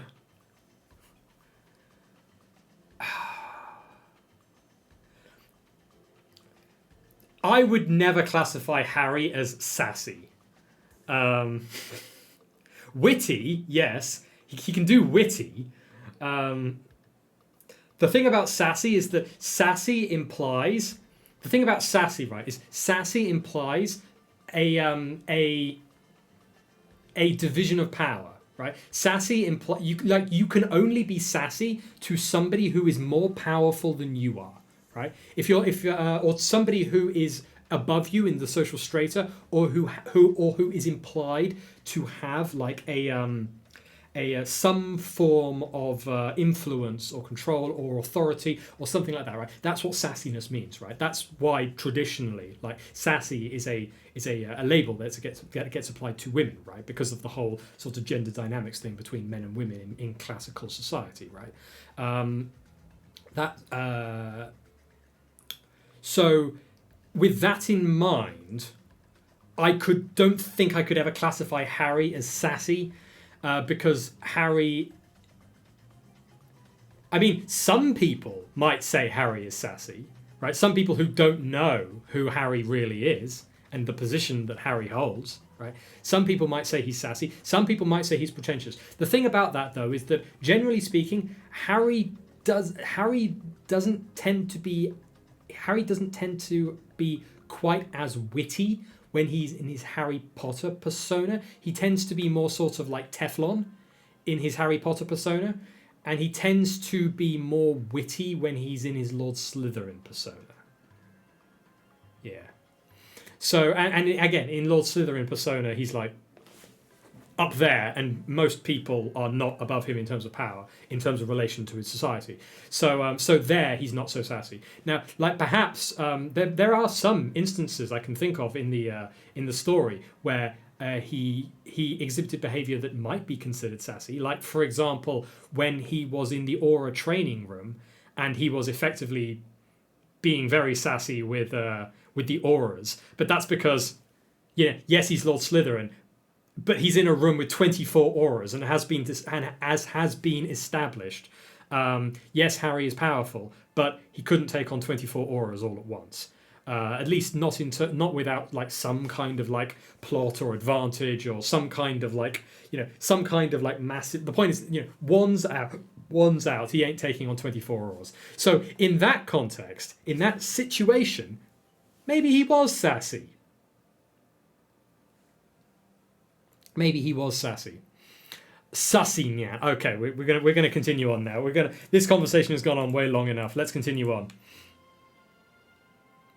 Have you put any thought towards my lord's proposal, she asked, referencing the little project Lord Slytherin had given her at the Slytherin Manor winter solstice, dancing away in the packed ballroom wearing a ridiculously expensive dress and jewels, all in the arms of the man who every other eligible woman in that room had been staring at like he was a juicy, hunky piece of meat, and quite a few of the married ones as well. Claire shook her head to clear it, returning her thoughts back to the present. Now was not the time to be daydreaming of her mysterious masked benefactor. I know you had concerns.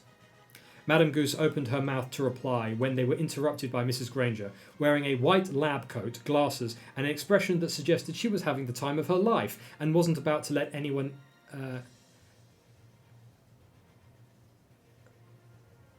she was having the time of her life and wasn't about to let anyone else not know it. Her rattling footsteps on the metal mesh mezzanine overlooking the workshop heralded her arrival, and after a quick few pleasantries, she and Madame Goose had already been introduced when the headmistress had been first arrived. Okay, that should be an M dash right there.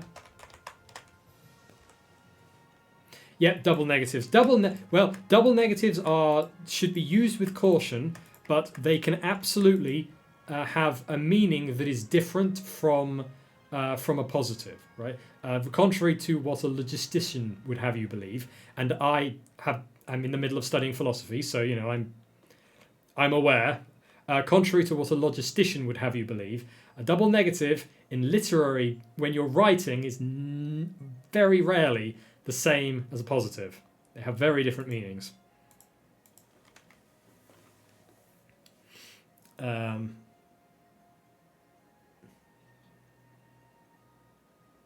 She and Madame Goose had already been introduced when the headmistress had first arrived. Got down to why she'd decided to rush over. You'll love this, Mrs. Granger enthused. We're about to drop the first set of micro-runes. Ah, yes, Madame Goose said, slightly taken aback by the obviously trying... Hang on, what? Ah, yes, Madame Goose said, slightly taken aback by the obviously trying not to get swept up in the muggle's pace. What the fuck does that even mean?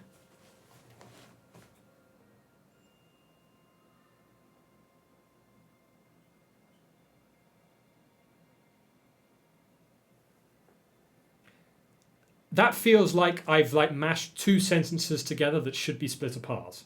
Or I'm missing a word. Seriously, what is that? Madame Goose said, slightly taken aback by the... And then it feels like I've just deleted two lines.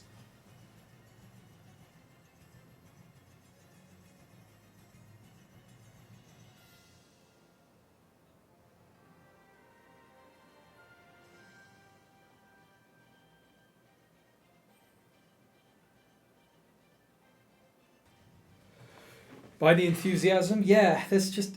I feel like I get the feeling that I've written a couple of extra lines in there and that I just deleted them. And then I didn't edit it properly.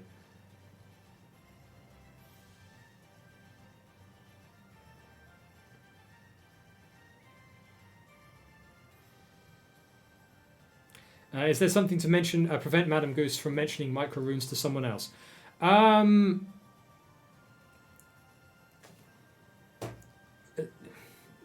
I hesitate to say spoilers because this could be a thing that could be discussed, but I mean, she is not currently under oath. She may or may not be under contract.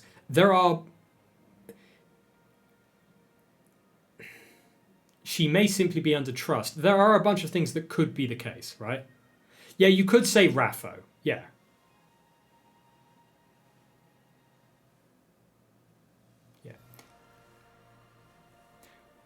You could say that that question constitutes a plot hole in that I have not explicitly discussed like the trust relationship between Madame Goose and Lord Slytherin and what, if any, like fail safes Lord Slytherin may have put in place in order to either safeguard secrets or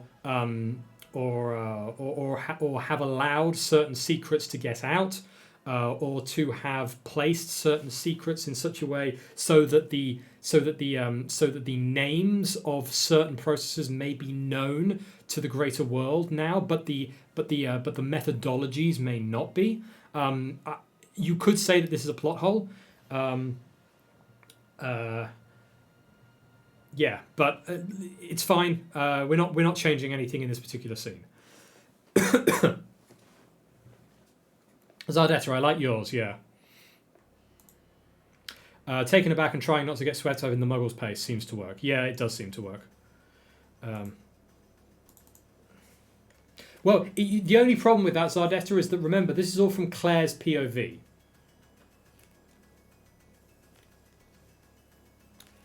Jedi pilot, Madame Goose is just apolitical. Well, I certainly haven't given her any kind of political stance. Like, I haven't announced that she's this or she's that. Madame Goose is the headmistress of Shu. And Shu is the boot, the Shu, is another school in Magical Britain, one of 3 other schools in Magical Britain, that takes all of the students who aren't quite as either well-to-do or lucky as the ones that are going to Hogwarts, and also constitutes like the majority of the non-aristocratic Muggle magical population.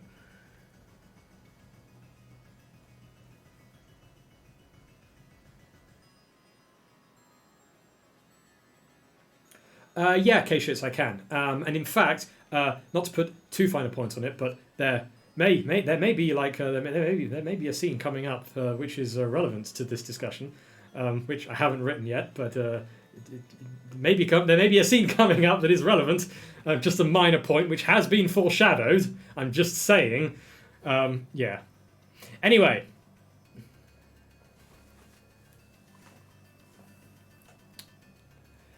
Yes, Madame Goose said. Let's say clearly taken aback.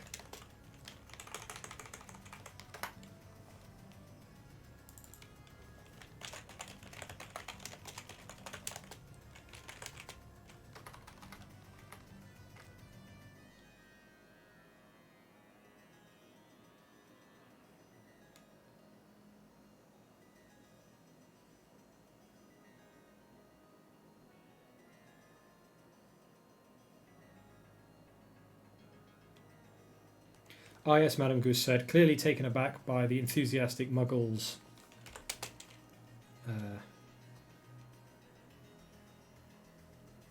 But I'm not sure I like this, though, because I'm not sure if Claire will yet think of the Grangers in terms of Muggles. Because remember, Claire has been raised Muggle almost her entire life. And then she was the victim of sex trafficking and forced into prostitution, and then since then she's basically been a servant of Lord Slytherin. So I'm not entirely sure if Mudblood is clearly the choice. No. Well, then they're also not, right?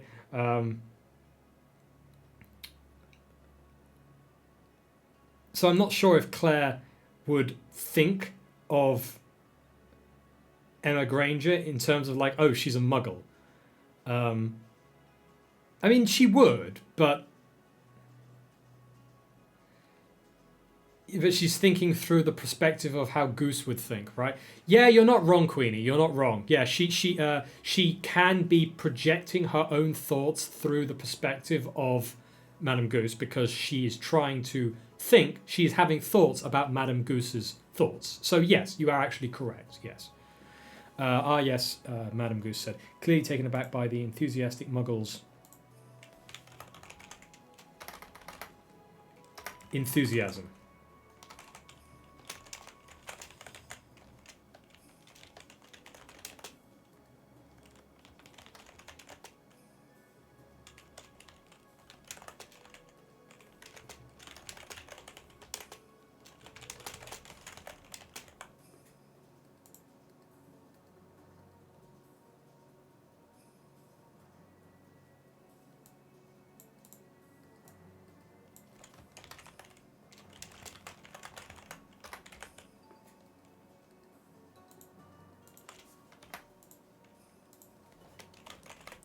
Now that's a lot longer than was there before. Ah, yes, Madame Goose said, clearly taken aback by the enthusiastic muggle's enthusiasm.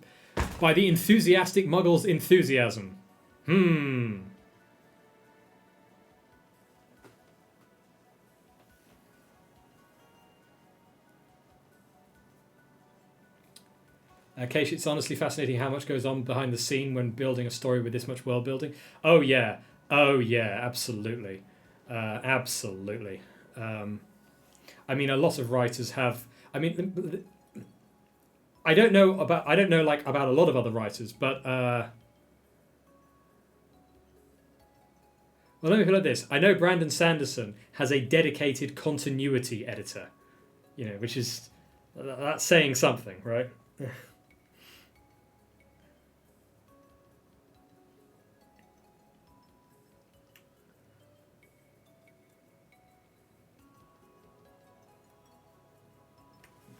Ah, yes, Madame Goose said, clearly taken aback by the bouncy muggle's enthusiasm. She's bouncy. She's bouncy because she's bouncing along. She may be bouncy in other ways as well, because this is a harem story. Even if Emma Granger is not technically part of the main harem, or anyone's harem for that matter. We've already had discussions about Daniel Granger and about how he's not going to have a harem. But nevertheless, the fact that it is a harem story does mean a certain amount of sort of casual sexualization goes on at all times. So having Emma Granger be a bouncy muggle, I can see that. It works well for the enthusiasm, and it works well for other things as well. Ah, yes, Madame Goose said, clearly taken aback by the bouncy muggle's enthusiasm, and while Claire didn't know her well, had the impression of trying not to get swept up into Mrs. Granger's pace. Some kind of advanced array system, no? There we go. Yep, that works. That works. I'm happy we spent the time to figure that out. Something like that. I'm amazed a muggle can handle this kind of project. Mrs. Granger waved vaguely. Yes, everyone says that. It's not that dissimilar from. It's not that dissimilar from electronics schematics when you get right down to it. Yes? Oh, absolutely. Obviously, I'm useless at actually doing anything with the rune sets myself, but just thinking about how everything slots together, it's really quite enjoyable. Claire stared straight ahead. She'd looked at a few rune books. Fun was not a word she'd have used to describe anything associated with anything to do with them. Right then, the second nearly complete broom sub began to glow. Ooh, here we go, Emma Granger said. A small cheer went up from all the young wizards and witches working in the workshop below, who'd all stopped their own individual work to watch the light show. Madame Goose watched with round eyes as the magical build-up on the massive artifact began to grow. Claire chewed her lip as the first step of the broom sub's activation sequence began, a week-long process that would result in a fully functional vessel of magical war. It was a good thing for her lord's enemies that Makusa already had an option for at least 5 of these things. Slytherin probably wouldn't have even the beginnings of a fleet of his own for well over a year. That's if he didn't get even more contracts from other nations, which she wouldn't be surprised if he did. Claire didn't know much about this kind of thing, but she thought she understood her lord at least a bit by now, and he wasn't the kind of man to offer something for sale unless he thought he could get more from it than mere gold. Though the gold was still important. He'd said as much to her once in one of his little lectures. Arms sales is as much about control and influence as it is money, he'd said, while the girl Daphne Greengrass sat nearby, studiously taking notes of everything he said. Control the sale of arms, and your influence on those nations who buy from you goes up. Nations know this, so they'll only buy if what you have to offer is truly going to increase their combat effectiveness in a way that's strategically critical for them. That's what the broom sub is, a Trojan horse of foreign policy influence. Back in the workshop, the lights began to die down around the second broom sub, and another cheer went up. Claire started, to clap along with the other 2 women next to her. Lord Slytherin had come into her life as a saviour, but sometimes she couldn't help wonder if she'd climbed into bed with a powerful, uncontrollable demon. Not literally, of course, she quickly amended in her head. She bit her lip. At least, not yet. And there we go, and we're almost done. We've got one more scene left, and this one's reasonably short. Back to our friend. I can't remember who christened him this, but now I cannot get the name Bolshevik Bill out of my head. Right? So in my mind, I called him Bolshevik Bill. In fact, hang on, wasn't I'm pretty sure that have I actually called him that in the story? I think did I use that name in the last scene with him in it? Did Slytherin use that as an insult at any point? Yeah, the Red Lord. Yeah. And he's a ginger as well. It fits. I can't remember if I did or not, but quite frankly, and again, I don't consider this a spoiler, but if I ever do use that name in the story, then I totally will use that name in the story. You don't think so? Ah, shame. That would have been a perfect time for that kind of an insult.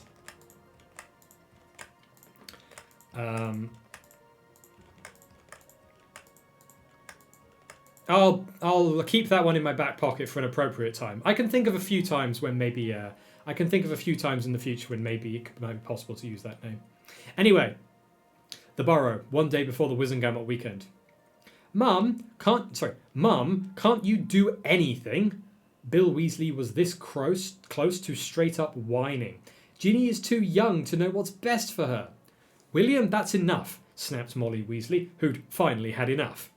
Her eldest son had been an increasing headache for months now, and she'd been tolerant, but there was only so far she was willing to be pushed. I agree that Ginny is too young, but your father and I are not. Need I remind you? And Harry is a wonderfully responsible young wizard. They'll make a lovely match. But you haven't even met him. Molly ignored this because it was true. Instead, she flicked her wand and a half dozen plates flew across the room, setting themselves. I mean, you could have settling themselves, but technically, setting I think is better. Setting themselves on the kitchen table. One needed to keep busy while the children were at school and were at school and work. Were away. I'm gonna change school and work to just away. One needed to keep busy while the children were away. The document is not centered, by the way. Oh, thank you very much. Sorry, yep, that was because I was searching for something. That's why it did that. Thank you very much, Lardetta.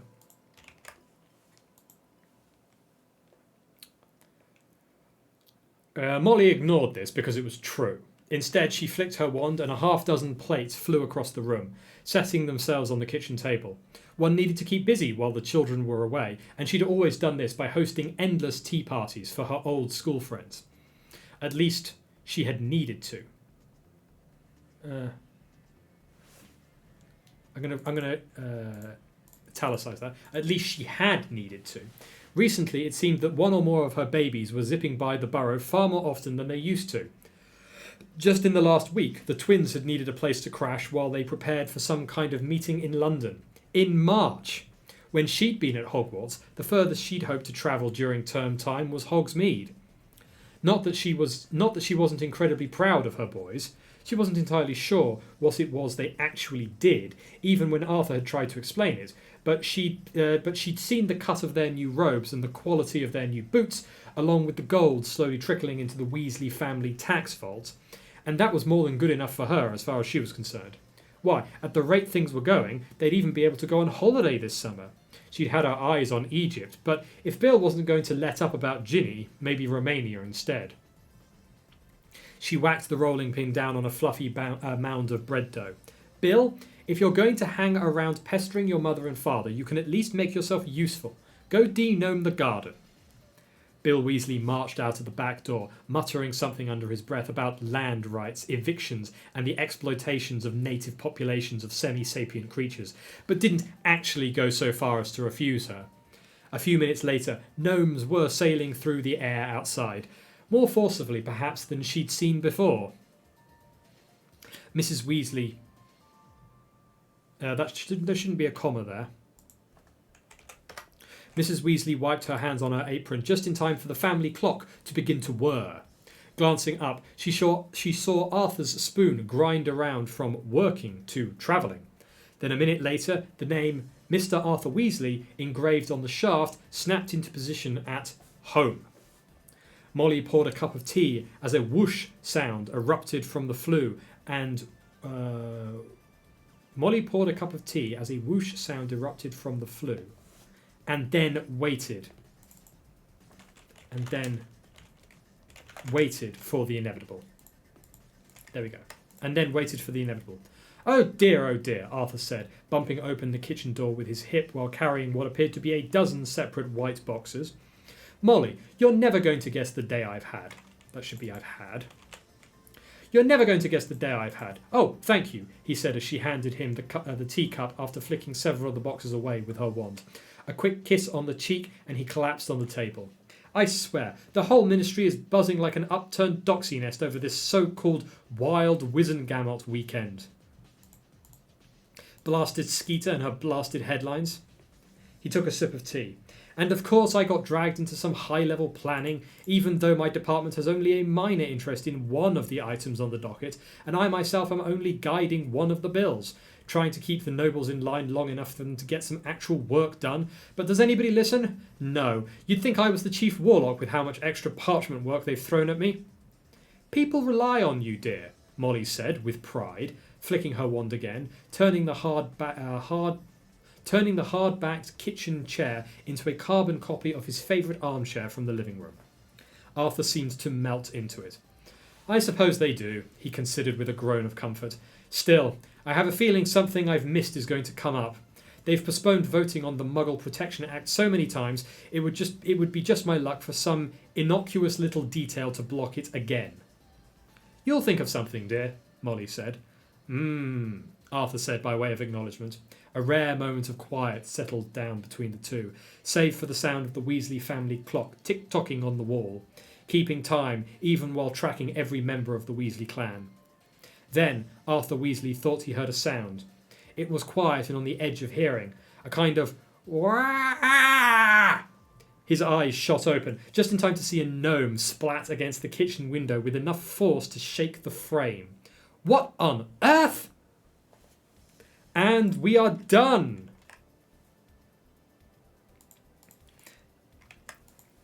And we're done. Okay, so what I'm going to do with that is I'm going to take that, I'm going to copy it, I'm going to paste it as a new chapter onto the DPaSW website. I'm then going to...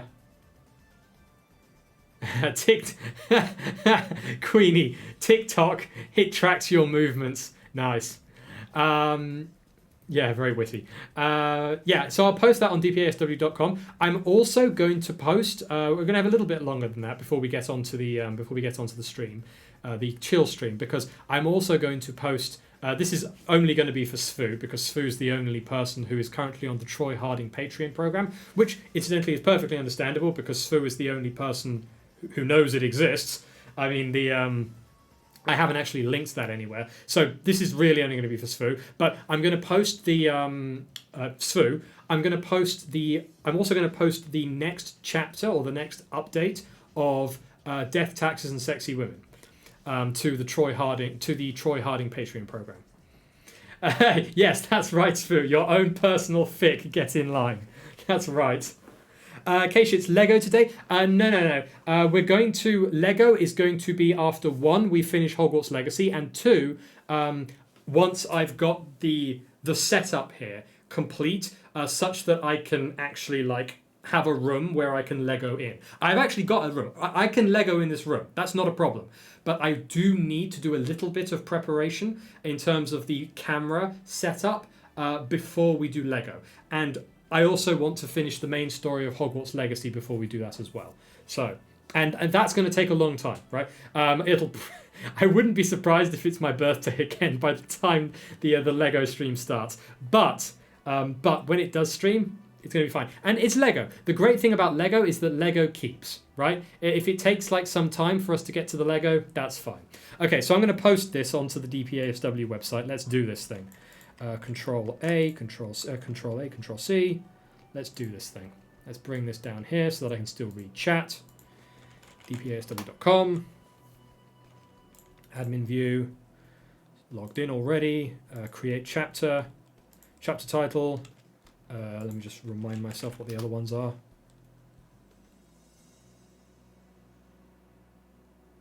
Oh, I'm breaking the ads. Oh, excellent. That's a perfect time then.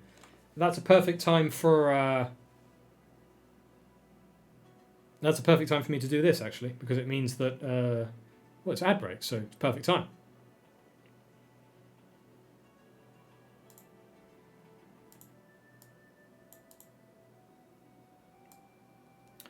Okay, so we are doing The Grey Secret, Chapter 2.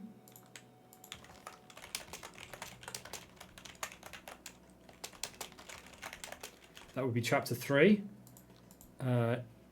Yep, okay, that's that. URL is going to be what it is. Chapter number is 3, I believe. Publication date is today. That doesn't need to be written, I believe. Public access, word count, that's all going to be set up on its own. The URL is going to be The Grey's Secret, Chapter 3. Okay. Audio chapter, we can ignore that, and then copy paste. Boom. Okay, and we are going to go through and we are going to make sure that the... Hang on a minute. Ah, oh, crap, I need to hang on, I need to block the screen for a moment. We'll center that. And we will center that.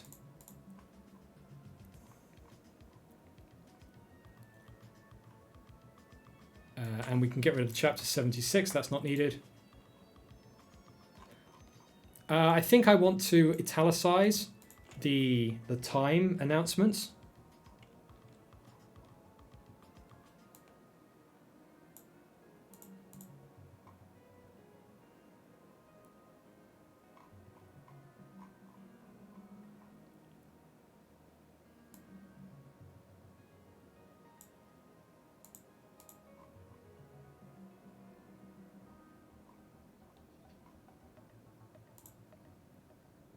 There we go. And the final one, done. Okay, that should be good now. Just do one final sweep to make sure everything's good. No, that's good. Okay. Submit. And then go down here and switch that from off to on. Okay. Oh, shit, hang on. Sorry, I messed that up. That should be chapter 76. Not chapter 3. Submit.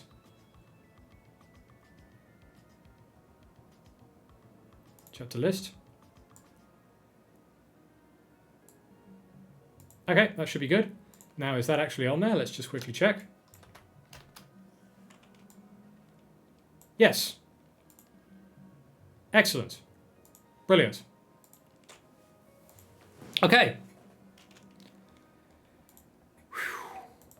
You will post all in about 45 minutes. Excellent. Brilliant.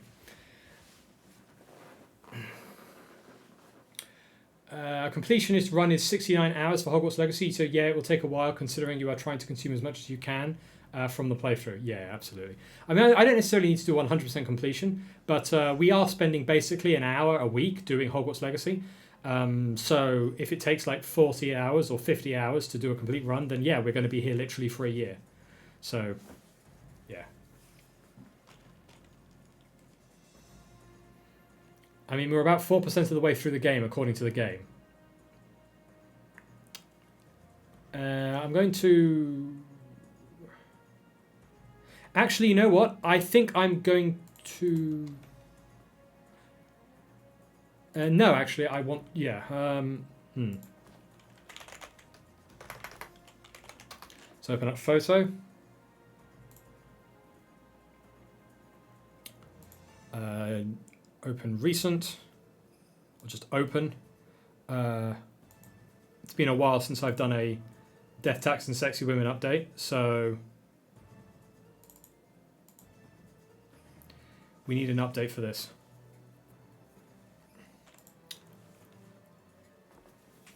Also, it's fine. We don't have to jump onto the stream, onto the gaming stream immediately, because the reason being is that Sue isn't actually updating the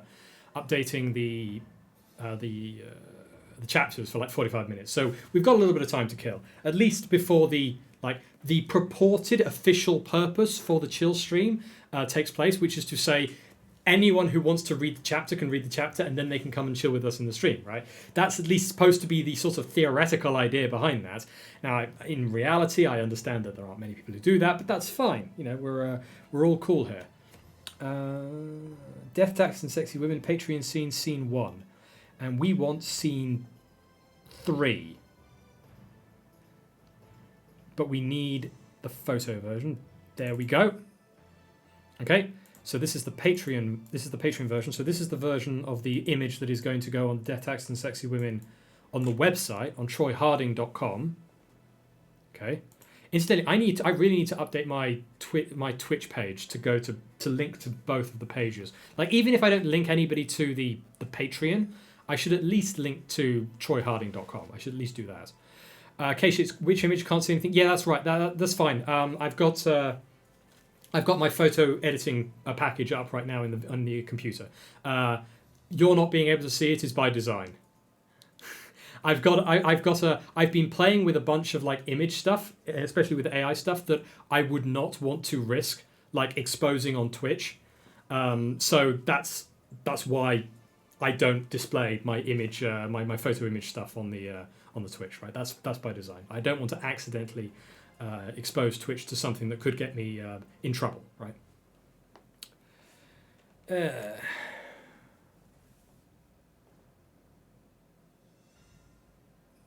Okay, so let's export that. PNG. No, we don't want that as a PNG. We want that as a web thing. We'll export that as a web.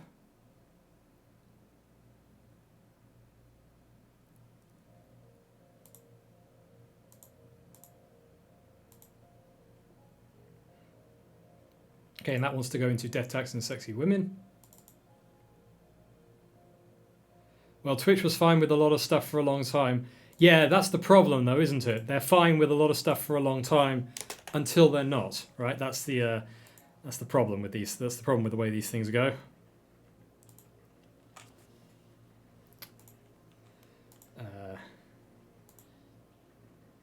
Death, Taxes, and Sexy Women. That's done. And then I need one more version for the Patreon.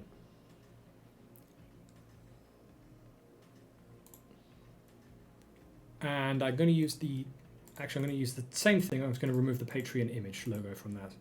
So let's export that. And that wants to be a PNG.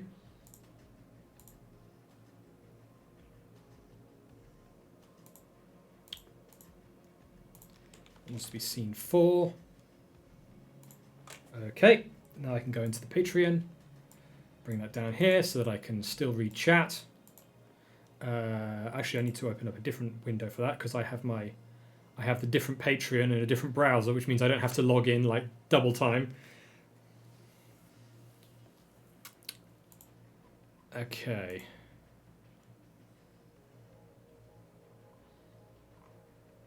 Create. Image. Oh wait, I need to log in first. Oh crap! I need to upload the. I need to go to troyharding.com first, and from there I need to upload the post. Logging in.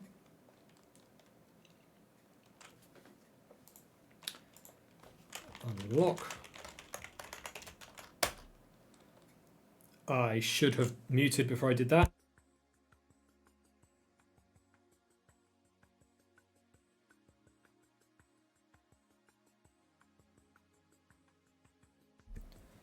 Apparently, it is possible to algorithmically figure out what a password is now through just the typing of a keyboard, which is pretty fucking nutty. Which means that when you type a password, you should like mute your mic. Yeah, that's the thing. Yeah, mental note for everyone out there.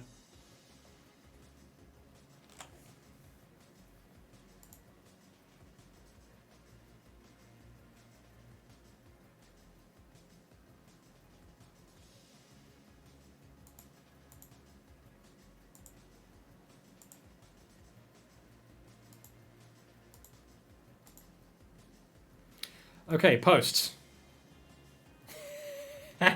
He figured it out as a bot. So, okay, Death Tax and Sexy Women. We want scene 4.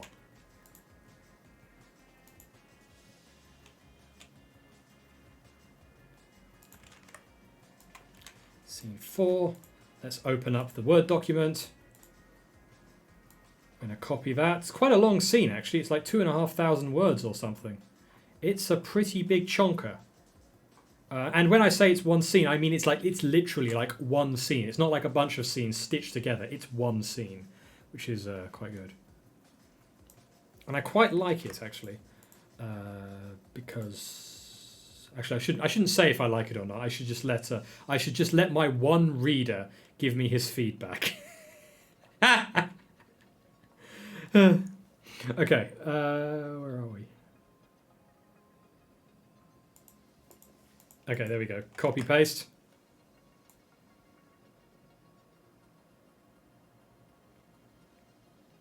There. Our introduction to Sophia, for anybody who was on Zardetta and Kashitz and Queenie, you were all on the like over 50 stream like mega series that we did on the world building for Death Tax and Sexy Women. So I know you'll appreciate this when I say that this scene, scene 4, the scene that I've just written, is the scene in which Sophia is introduced. So that is what has just been written.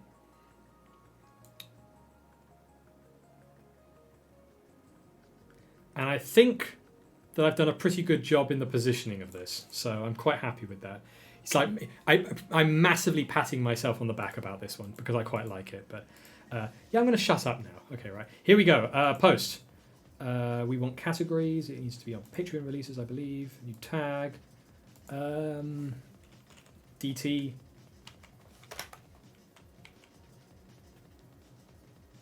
Death Tax and Sexy Women. And we want featured image. It's just so nice. You have no idea. Because the thing is that I haven't written Death Tax and Sexy Women for a long time. But in most circumstances, if I hadn't written something for that time, the story would be lost, right? I would have lost the thread. All of the cool thoughts I'd have had about the story, they would have just sort of not necessarily been flushed down the toilet, but they would have been like, evolved in a way that I couldn't track, right? But Death Tax and Sexy Women, because we spent so long, and I calculated it, we spent 120 hours. No, we spent more than that. We spent like 130 hours or something close to that on stream doing the world building and plotting for Death Tax and Sexy Women. Because I've got that absolutely chonker of a massive document. When I went in to start writing the story again, it was fine. And not only was it fine, the quality of the prose I think has actually gone up, which is really good. The quality of the story that was coming out of this has gone up, which is I'm really happy with. Here we go. Uploading the picture.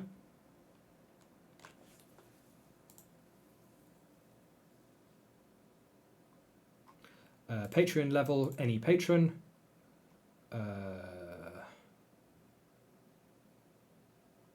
That's fine. I don't think there's anything else that needs to be done, although I really should check just to make sure that I'm not messing this up.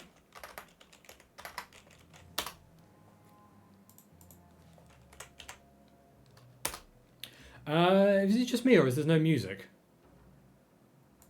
There is music, it's just very quiet. Okay. Can anyone hear the music, by the way, just out of curiosity? There never was. Oh, it was too quiet, was it? Okay.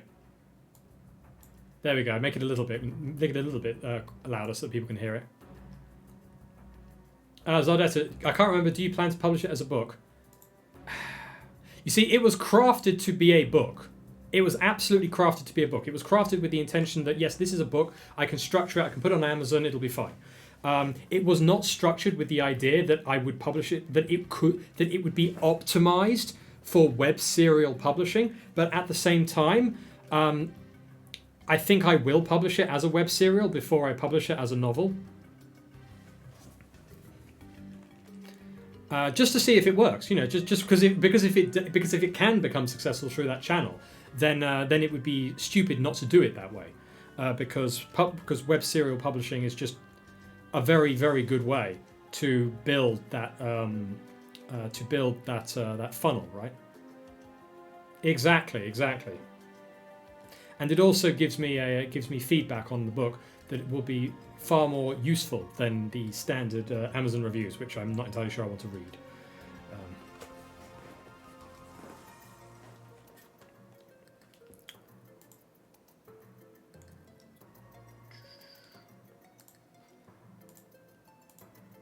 Okay, let's go to the post section, and we'll go to chapter 3 just to make sure that the standard.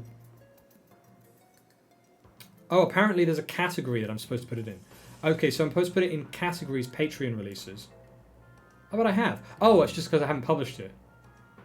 Okay, that explains something, presumably. Okay, so Patreon releases DPaSW, Patreon releases DPaSW, patron, any patron, any patron.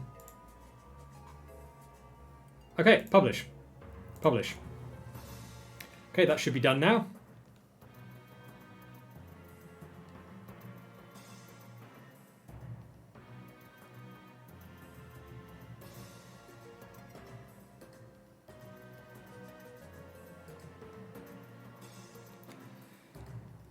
Okay.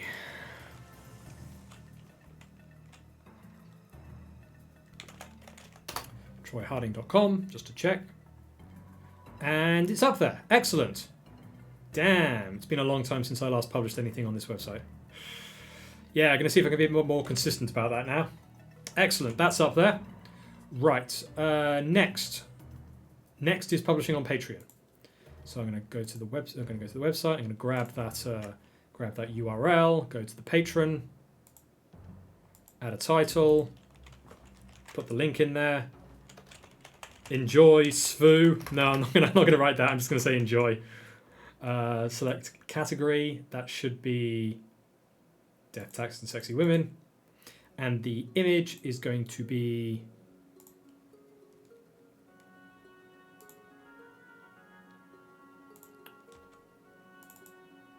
the PNG version of the WebMD file that I already had. That's version 4.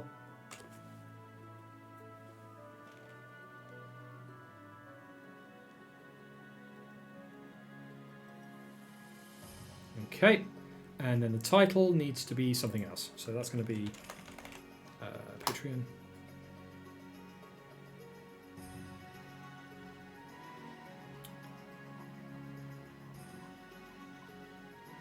Death, Tax, and Sexy Women Scene 4 with a colon.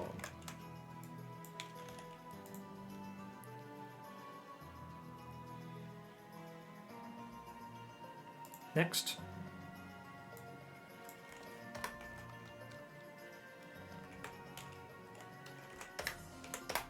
Okay. Publish. And that is now done. Right, so we've done all the administration. So we have done all of the administrative activities that we need to do. So now let us go to Hogwarts Legacy and start pew-pewing things with laser wands. Yeah? Yes. Let's get out of that. And let's get out of this.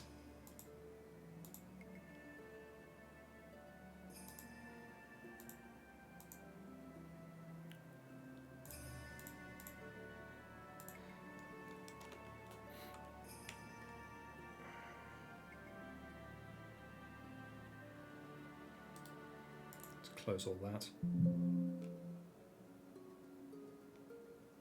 And we'll close meld because we didn't end up using it. Apparently something needs to be saved.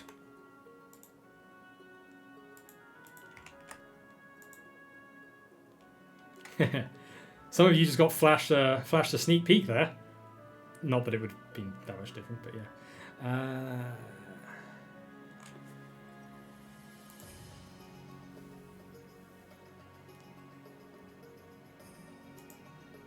That's why I'm careful about what I stream, incidentally, because things like that can happen.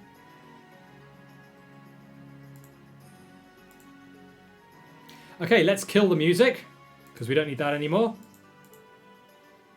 Not that we had it for most of the stream. And let's load up the Legacy of the Hogwarts.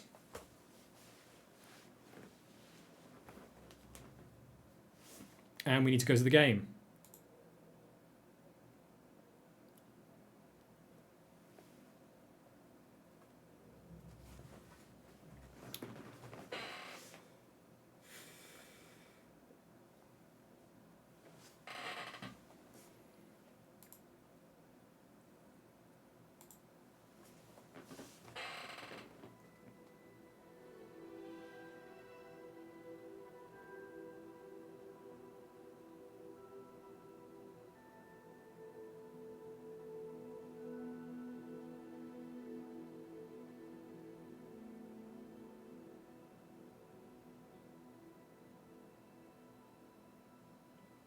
Ah, Mr. Injo, one of your game handles used to be Legacy of the Souls. Very nice.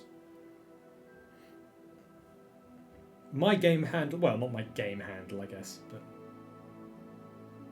yeah, actually, I'm not going to say what my Steam username is on stream. Actually, I'm not going to do that. Actually, I am going to do that because it's literally right there. Whoops.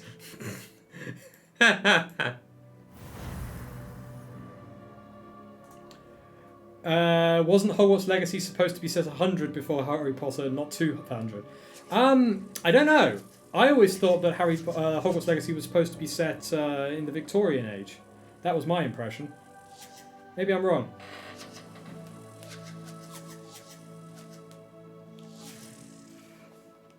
Here we go. Alexandra Black.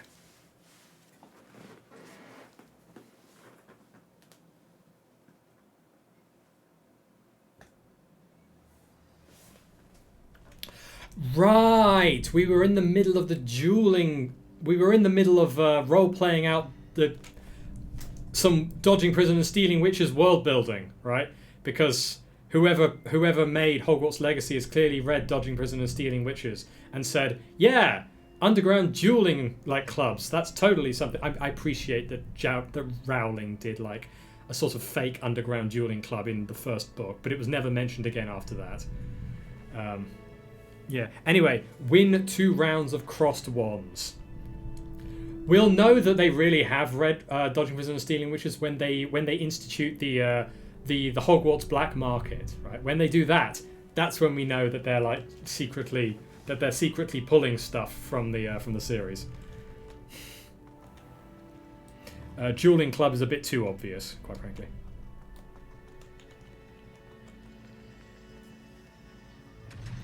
Today you're about to ask a question here, then remembered it was from another story.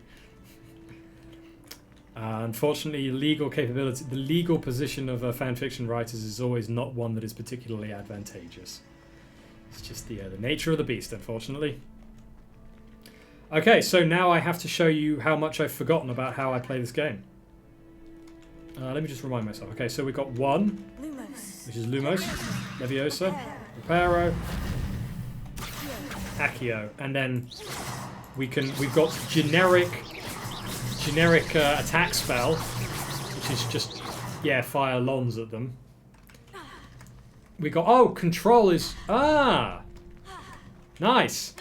Control is dodge roll, and since we don't have any stamina, we can just dodge roll as much as we like. And then right click is like this, so we can dodge roll as much as we like. Nice. Yeah, Alexandra Black is unbelievably athletic. Ha! Ha! Ha! Ha! That's what I hear whenever you go to like gymnastics practice, isn't it? People going ha as they roll around. Where's the Crucio? I haven't learnt it yet. Hogwarts has not yet taught us the Crucio spell. Very unreasonable of them.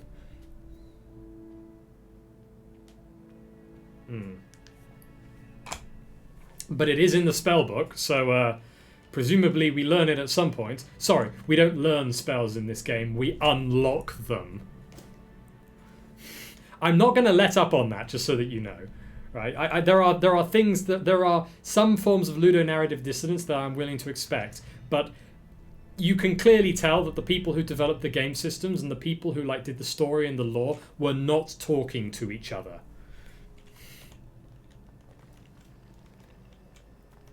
Anyway, I need to complete a round of spell combination practice with Lucian Brattleby. And I need to win 2 rounds of crossed ones. Okay, right. F, talk. Yeah, Mr. Aristocratic first year dude. May I use the training dummy? Yeah, okay, let me use the training dummy. Hello, Lucan. May I use the training dummy? Of course. Holy crap, this is I'll like... fetch This and give really you is... a list of combinations to practice. Ready to have a try now?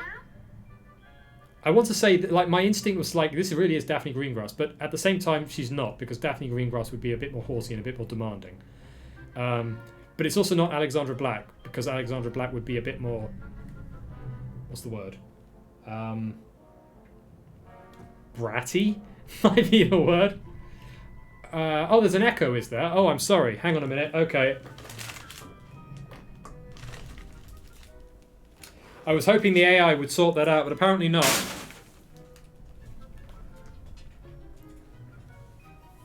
There's not an echo. Sorry, not from me. From the game. Yeah, that probably would have been... It's done. Yeah, that's what I thought. The music from the game is coming through my speakers. So, if you're hearing an echo, it's because my microphone is picking up the audio from the game and also playing it through itself as well, which is why I need to put the headphones on, right? Yeah. There we go. Hang on a minute, just minor thoughts. Can I,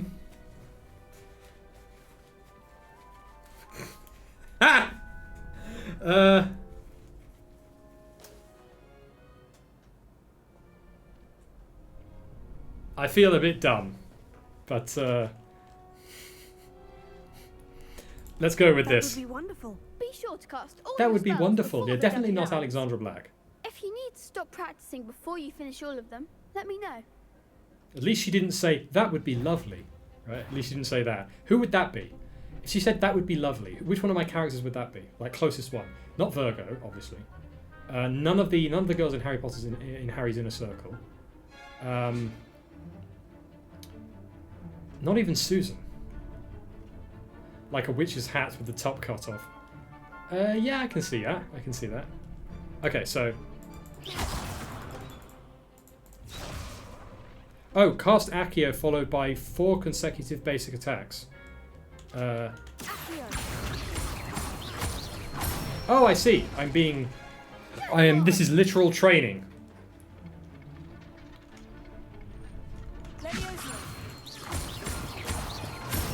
Okay, so Accio, Nicely done. pew pew pew pew, Leviosa, pew pew pew pew. Okay, right. So, Leviosa. Basic attack, Accio. Nah, damn it. Okay. Okay, here we go. So, Accio. No, sorry, Leviosa. Accio. Pew, pew, pew, pew. Okay. It's like learning keyboard. Next. I'd say that's enough practice. You looked good out there. Thank you, Lucan. I say better to discover I'm an one's expert. weaknesses during practice than during a duel. You'll be a fearsome challenger now. Holy crap, this guy wants to sleep with me so badly. Quest complete, spell combination. Could be Emma Granger, yeah. Actually, yeah, you know what? I want another practice. Just give me some more practice. Hello, Lucan. Is the next round... Oh, I don't get any one practice of us? round. That was it. That was all the Oh, practice I yes, get. it is. I've got a Okay. great match lined up. Ready for another round? Sure. Why not? I'm ready. Let's do it. Brilliant. Are you dueling with a partner? No. I'll be dueling solo. Then let's get to it. Ready to get thrashed? Oh, hello there, Miss Ravenclaw. Apologies in advance. Wait, what the fuck? 3-on-1? What?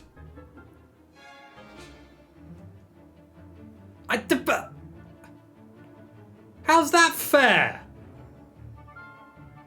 Oh, whatever. Lumos. Nope. Leviosa. Act like a winner. What the hell? Why am I? There goes my wager. Why am I Leviosa? I am literally Voldemort. What the fuck? Is it because I haven't locked onto something?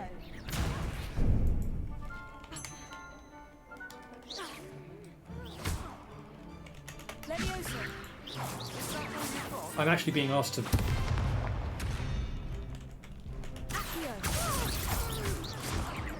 Oh, that looked nasty.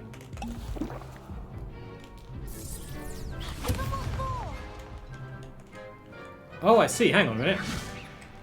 Ah! I get it.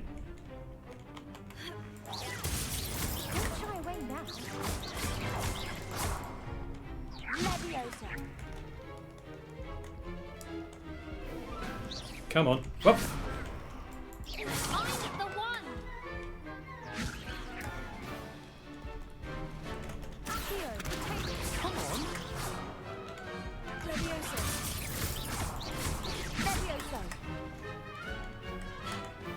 Okay.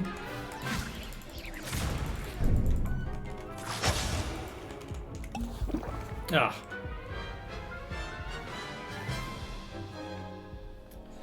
Yeah, some practice is definitely going to need to be done at this. That round. Care to go again? Yeah, I do actually. Although I feel like I'm using up all my potions. Glad to hear it. Oh well, just have to do with that. Okay, let's Okay, so let's focus on the Leviosa. Oh, got one.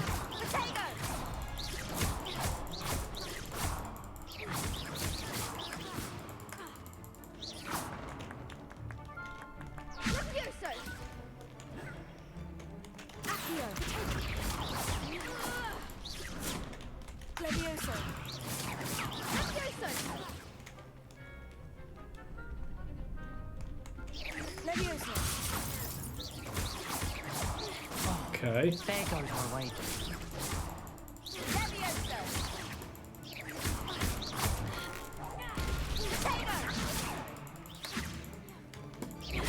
That's all you've got?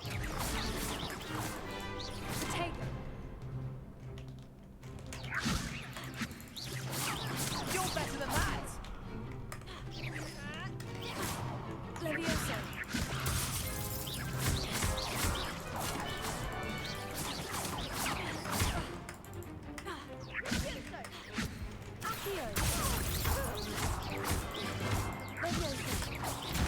Ah, crap. No, no, no, no, no, no, no, no, no, no, no, no, no.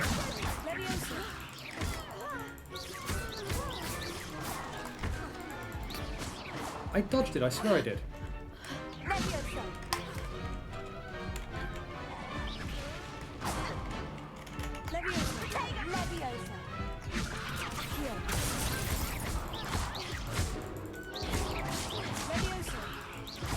Stun locked.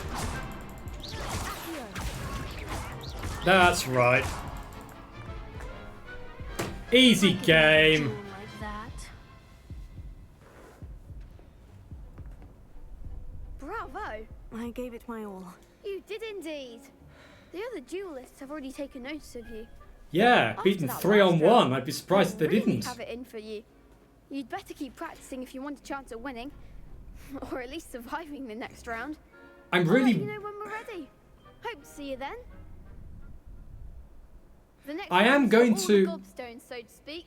Next round is for all the lobsters. I will be very interested to see once we finish like finished. the main story line and I look at what other people can do, because I'm not going to look up I'm not going to look up on YouTube like playthroughs or strategies or any of that kind of stuff. I like doing the blind playthrough. I will be interested to see what sophisticated like dueling tactics and techniques and like stuff that can be woven together that other people have figured out, because I remember someone in the chat last time saying that some people can do some pretty impressive things, and it certainly feels fun. Like whoever it was that designed the gaming systems, sure, I may have problems with like the combination of like the gaming systems and the story, but the flow of the combat, it does feel very nice. There's no doubt about that. Although you can be facing some weird angles sometimes, but that is probably just me being like bad at the game. Okay, so I need to return to Professor Hecat. Oof.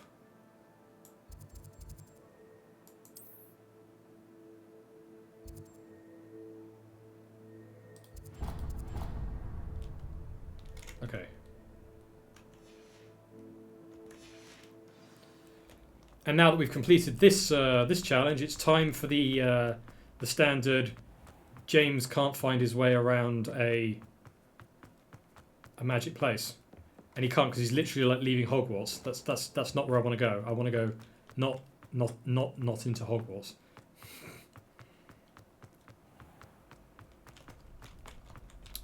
So this is the clock tower. Ah, there's an arrow on my thing. Right, this is the bridge that takes us over the road, or takes us over the gully, rather. What's that? Nothing? Lumos. Oh, there's the thing. Revelio. There we go. Map of Argyllshire. This map depicts Argyllshire, a region in Scotland which contains the Hebrides, native home of the Hebridean black dragon. Well, very good. Now what's that thing up there? Nothing, apparently.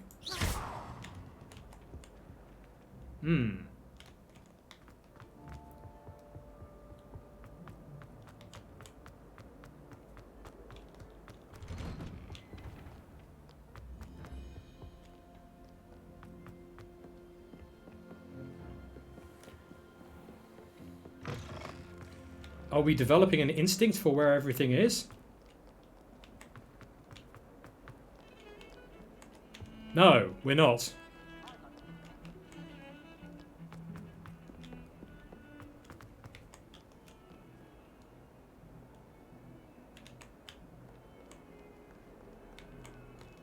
Why is that Hogwarts student, like, talking about retiring?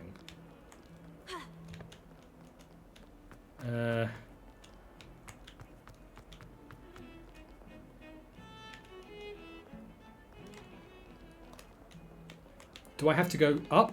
Maybe up? Did I go up already? I can't remember. No. So I have to go down and then around and then up, maybe? Like down and around and up? There we go. We're figuring it out. I trust Mr. Brattleby was able to accommodate you and that you found success in your endeavors. We did indeed. Your illegal dueling club is most excellent, Professor Hecat. I finished all of the tasks you gave me, Professor Hecat. Glad to hear it. Then you should be ready to learn Incendio. Yes, I'm ready to Professor. burn Yes. all of my I'm fellow sorry students. to say, I visited enough careless colleagues at St. Mungo's to assure you that fire is a fickle servant. Your spellcasting has impressed me thus far, but please maintain focus. I would Those rather we eyes not are end still today's incredibly lesson with your creepy. robes aflame. Let us begin. And remember, focus on the proper wand movement. Okay. Concentrate and keep your wand steady. Oh, Jesus Christ. Do we actually have to, like, in combat, like, play the drawing game?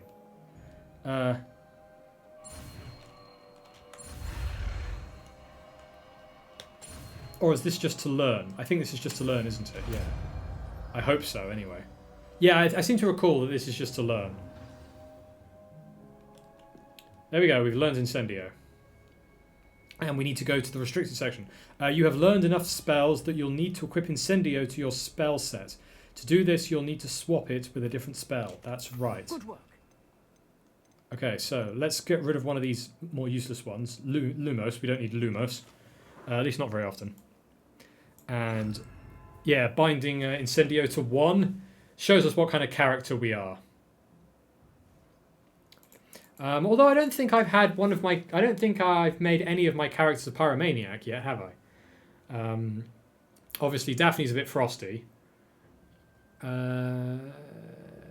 but I think she's the only one that we've actually like played with elemental stuff with. Maybe. Yeah, the voice actors absolutely have. Well, you say that, Zardetta, but they do use the terminology of unlocking. I'm just using the terminology of learning because I refuse to kowtow to their grammar conventions.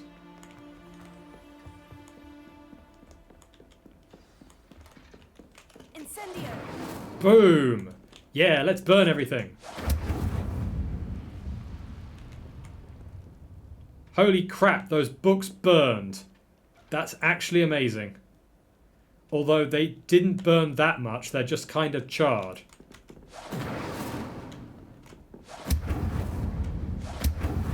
Some books burn, other books don't burn.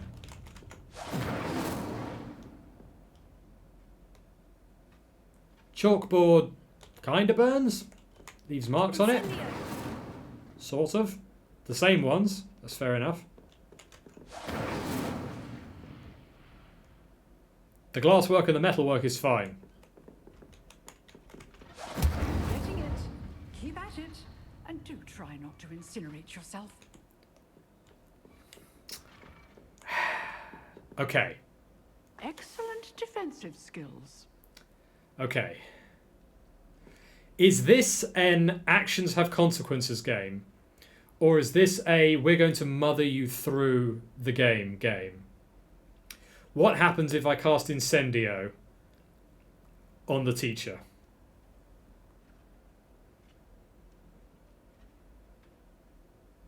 You can 8k people in this game. Alright. Here we go. Sorry, Mrs. Hackett, but you are necessarily going to become a guinea pig in our experimentation. Incendio.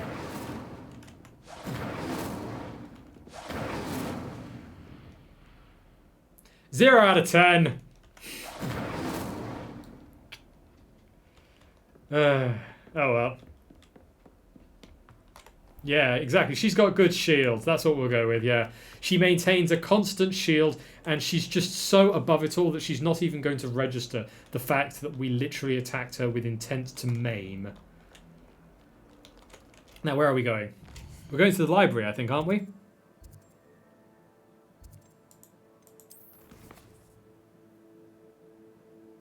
I still haven't started my first day.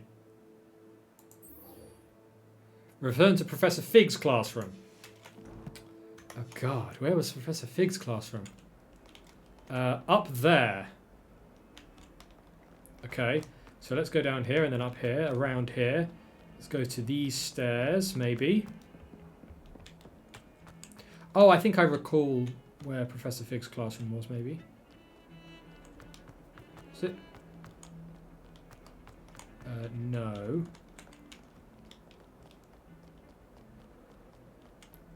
Down here, maybe? No. Oh, hang on, we've got another upstairs.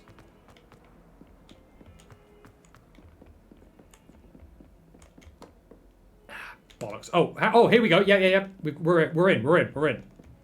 Yes, this is it. Let me in. Let me in! The White House gate meme.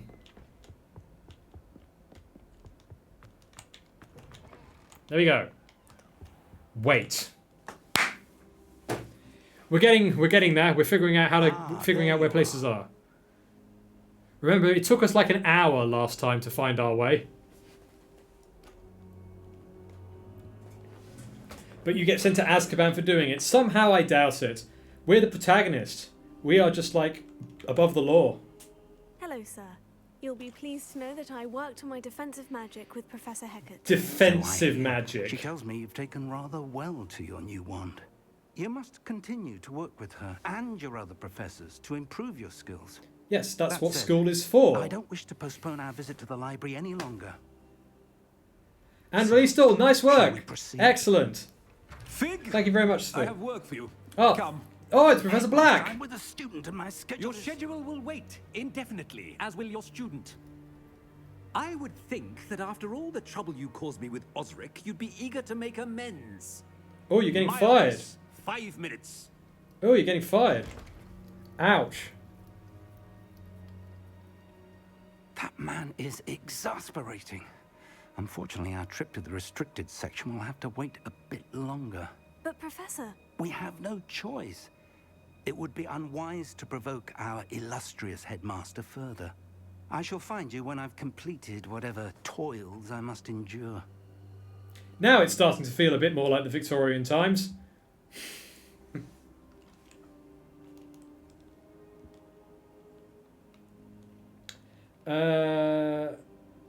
Hang on, so is that it? it's good to see you, Professor. And you. I was hoping our paths would cross today, before you immersed yourself in studies. Oh, I'm doing the first quest. Did I hear you masterfully evade Professor Weasley's interrogation regarding our late arrival? I am a Slytherin. What do you expect? I didn't like to lie to her. You did, sir. Yeah, fuck that. We lied to her. Take ownership of it. Take pride. Yeah, you did, sir. We're fucking I great did like my that. best, but I'm fairly certain she suspects we're not being entirely forthcoming. Yes, well, Professor Weasley is a brilliant and astute witch. It was right to keep the details to yourself for now. We don't know where this path we've embarked upon will lead. It may require a bit more flexibility with your time. than Why do she the would teachers have approve piles of books on the floor? Isn't the And she library may just a feel show? obliged Is to the share library just a details show? with the Yeah. headmaster that would be better left between us. Understood, Professor. Good. Now, as capable as you are, I believe the ability you possess obliges you to be well trained. Happily, Agree. you have the benefit of an exceptionally skilled team of witches and wizards to guide you. Speaking of guides, and so that I may avoid another not-so-subtle reproof from Professor Weasley, why don't I show you the clever enchantment we included in the field guide's map? Unfold it and have a look. Why are you standing like that? Do you need to use a cane or something?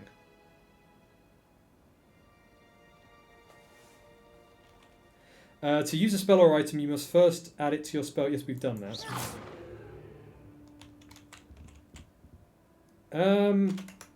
Hang on.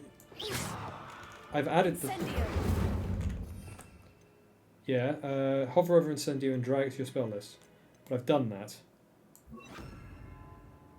Escape, back. The map is enchanted to help you find your way. This will be incredibly helpful. Thank you. Now, sounds like you've quite a day ahead, what with classes and a trip to Hogsmeade for supplies, including your own one. You'll enjoy Mr. Ollivander. Yeah, we've already He's done an this before. Exceptional craftsman and a good friend. I shall reach out when I have more information about our mysterious locket. For now, focus on your classes and pay Another mysterious attention. locket. More than your owls may hinge on the magic you are able to master within these walls. Okay, well, we have now done the first quest. Welcome to Hogwarts, complete. Congratulations. Oh, we're actually almost quite close to level 8. Nice. We got quite a chunk from that. Let's just quickly check our quest log and see if we've got anything else of any import.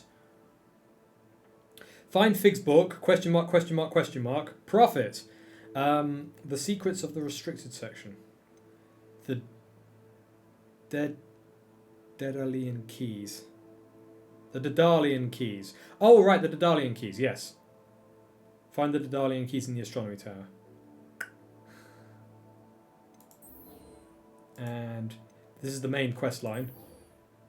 So I guess talk to Sebastian. Hang on, did I track that one? Yes, I did. Okay. Let's see if we can find Sebastian. He's there. He's down there. I get the feeling he may be in the Slytherin common room. Just a suspicion.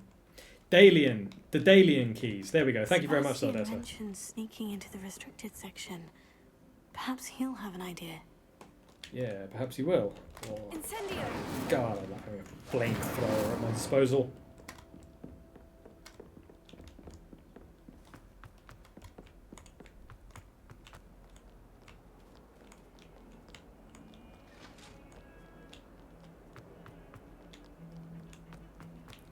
Oh, you're there.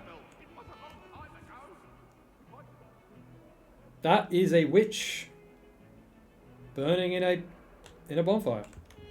Protego! Incendio! Yeah, you would imagine that all of the furniture at Hogwarts is probably enchanted to be like resistant to, well, people casting spells at them. Can we like burn this witch up like for realsies? No. Reference to book 1? Yeah, it seems like it, doesn't it? Sebastian, there you are. There you are. You promised me an explanation for what happened in the Three Broomsticks. Not many students have Victor Rookwood's attention. What was that all about?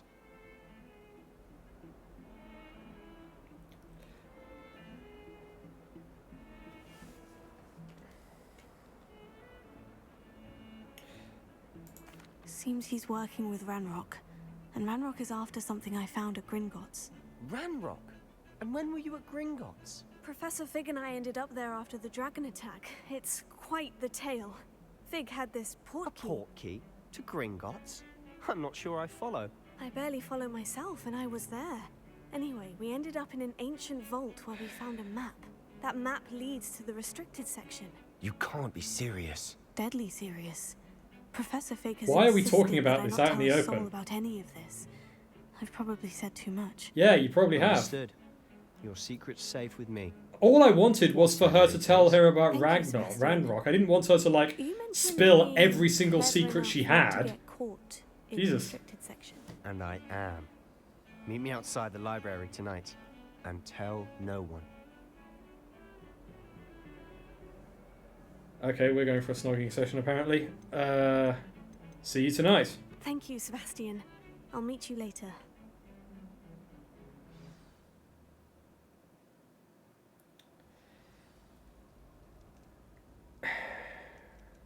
I've been so warped by fan fiction that I read like sexual intention into every single line of dialogue that these two say to each other. The witch liked to be burned, so she... Oh, that's right, I remember that now, yeah. Sfu, this is as far as I went in my playthrough, but I'm level 18.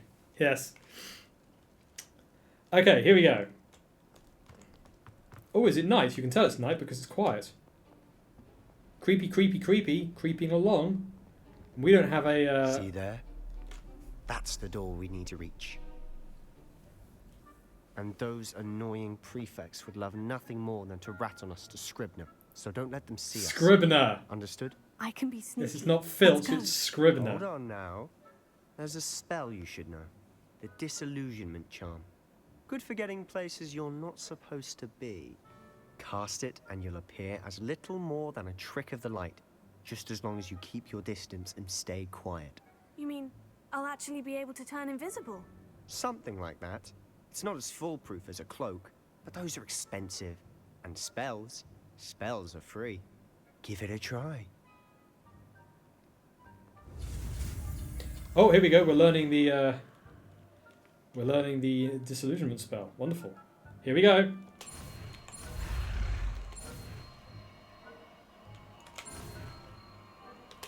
Oof, that was a bit closer than before, but we managed it.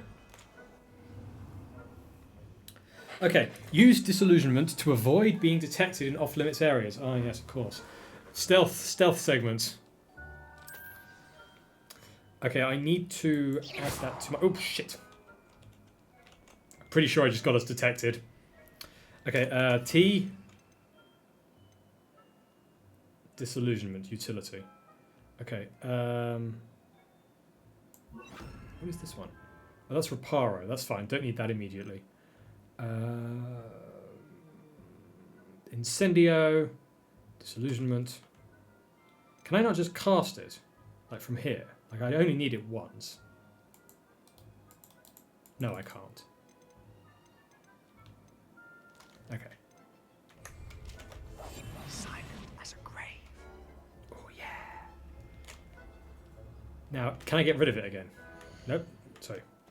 Can I cast it and then get rid of it?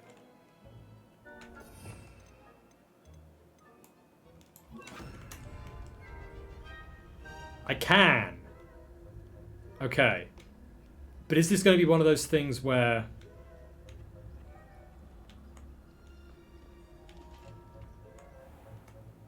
nearby adversaries will sense and then investigate suspicious behaviour. Being caught by authorities will result in quest failure. Okay.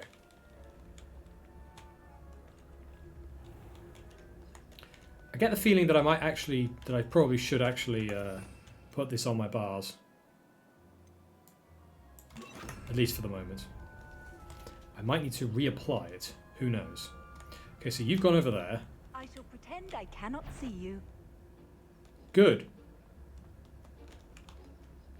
Who is the, who's that? Who's the person who just said, I will pretend I cannot see you? Was that like... someone on the wall? A painting, maybe?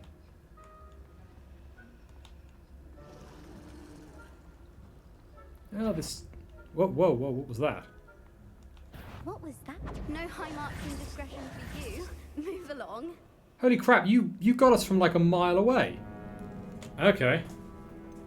Try again. Okay, okay, okay.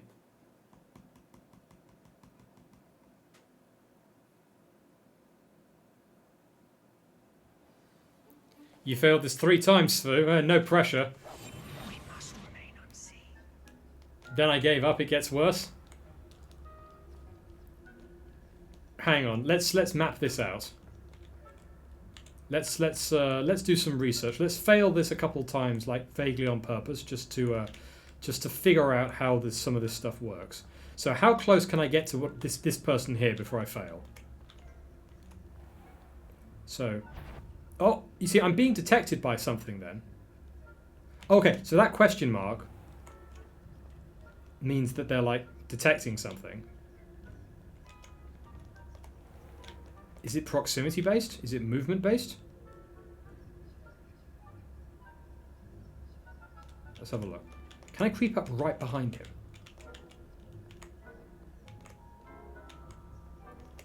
Oh, it looks like it's line of sight based. And if he turns around now, he's going to catch me, isn't he? Once he turns around, he's going to immediately see that I'm there.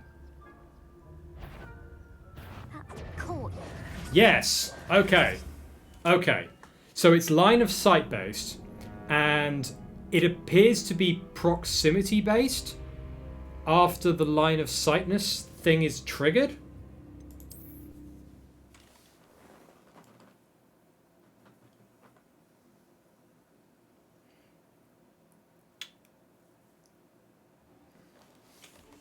I'll be quieter than a jobberknoll. I do like the animation for becoming invisible. It is very nice. Like that thing there. That is really slick bit of artwork. Okay. So let's map out where everyone is and what everyone's doing. That almost looks like a laser there, but it's not. It's just a bit of distortion on the thing. Okay, so now, do I have to distract this person, or is that person going to just stay there forever? Incendio. Oh. Okay, so we saw that. Although it took him a while to get distracted by it, it has to be said. Also, it's ad break, I appreciate that. Someone saw me, or someone detected something. I don't know what that, like, pulse is. Does that pulse mean like that someone, like, became suspicious, maybe? Is that what the pulse means?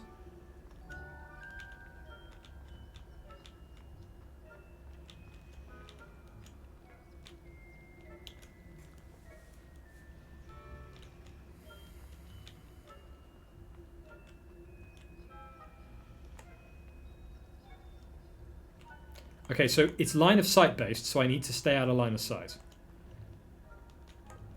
So let's stay behind this. Make sure there's no one else around us.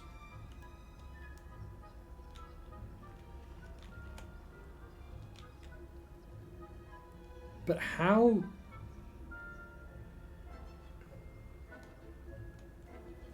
So we've got two guards, each one on a door, and we've got one guard who walks between the doors.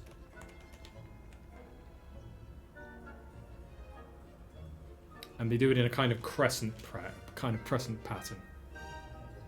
Ad break running if you want to pause. I'm okay for the moment. Okay.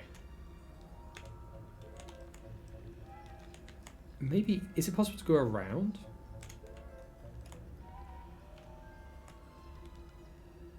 Is it possible to like make a distraction? Incendio. No, they definitely saw that. Ooh, ooh, ooh, they came out. Okay. Whoa, whoa, whoa, whoa, whoa, whoa, whoa, whoa, whoa, whoa. Return to the quest area. Oh, you little... Shit. He's going to come over here. He's going to see me. Oh, no. I can... Okay. Oh, so there's a bar. Oh, no, no. Oh, I see. Okay, so the bar above their head, like, slowly fills. And the bar has got nothing to do with whether you're moving or not, or your proximity or not. It's got purely to do with, like, them being in a state of suspicion. And the state can be triggered by different things. But if they remain, like, suspicious for long enough, then it goes to the next level and to the next level. So presumably, you just have to, like, run away or something, maybe. Or you have to, like, or maybe you have to, like, move behind a pillar so that you break line of sight. Maybe that's what you have to do. Silent as a grave. Okay. Let's try this. So we're going to go down here. We're going to use our Incendio. Shit. Whoa, I literally disillusioned myself right in front of that guy and he didn't notice. But I did cause him suspicion, which is why he's over there now. So let's get down here. And I'm going to pulse down here. I haven't pulsed, so no one spotted me, maybe. Yeah, this is the very easy part. I'm sure this is the very easy part, but I also just want to, like, learn the mechanics, right? So we're going to start here. We're going to go up to this. And what happens if we just try and run straight for the door? Boom. Blast. The librarian's still here. Quick, behind the bookcase. Okay. So yeah, you can literally just complete that section just by walking past them. Okay.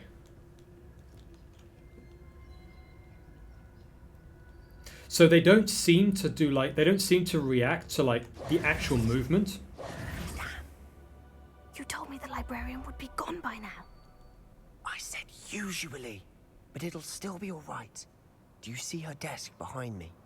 Oh, mate, she can't see you. The key is in the drawer of that desk. She's literally standing right here's there. What we're going to do. I'll create a distraction to draw her away. You focus on getting the key. I'll meet you outside of the restricted section. Why do we need the key? Wait, why do we need a key? Isn't there a spell for this? Alohomora. That's how I always used to get in. But the librarian twigged that I knew the spell and cast an anti-Alohomora charm on the lock. So now Are you the only one who's getting in using that spell? Worry. I said I'd get you in, and I always keep my word. Trust me.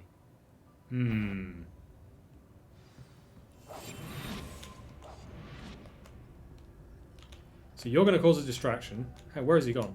Shit.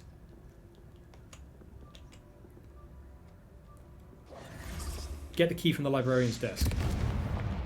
Oof, that was an explosion and a half. Is someone there?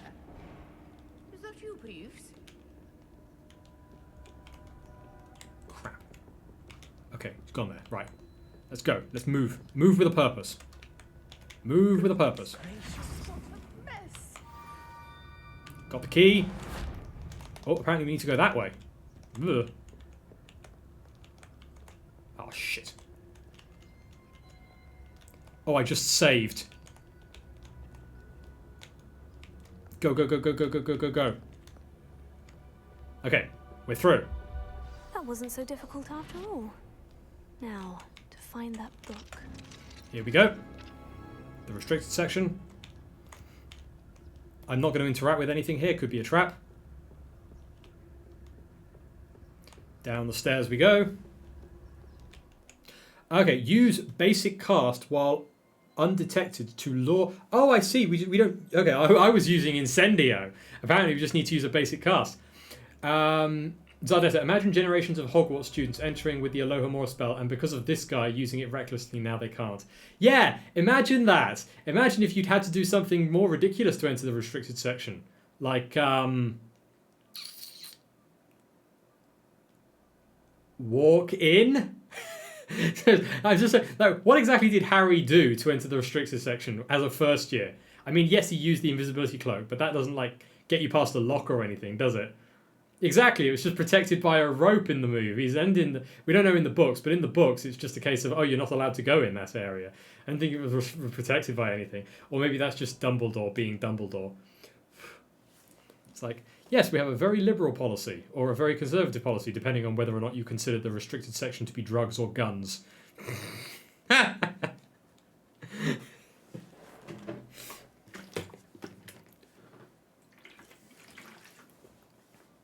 You think it was in the books? The rope, you mean?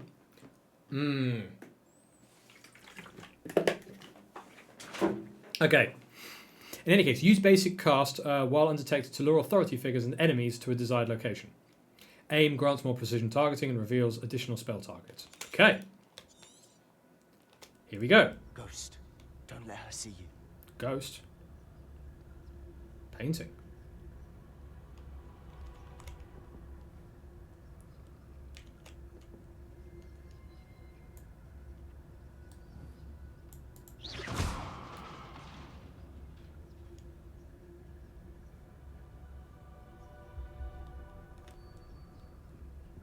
Ah, shit.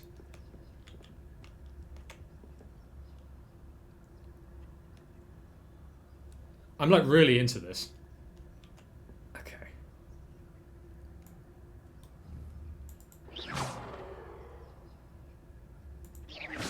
Yeah, it goes there.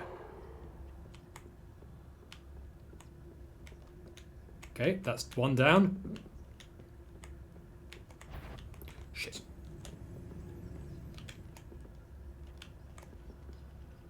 She's behind me. Oh crap! I'm so bonked. Oh no, she's not behind me. She's below me. If you can't you leave us to rust about in peace? Out of here with you! Bollocks.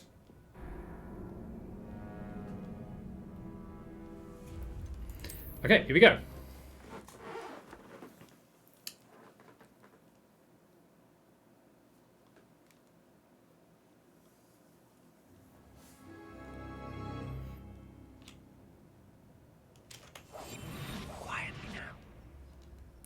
What part of the...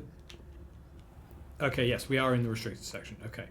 So we do get a free pass back to the restricted section. Good, good, good. I was half afraid that the quick save was going to, like, jump us in the middle of that, like, getting away from the... Yeah, okay, we know this now, yeah. Ghost, don't let her see you. Pew. Go. Oh, shit. No, that was a bad mistake. Wait for her to get there, then go. Go. Okay. Now let's pew pew on the books, maybe? Get the shit.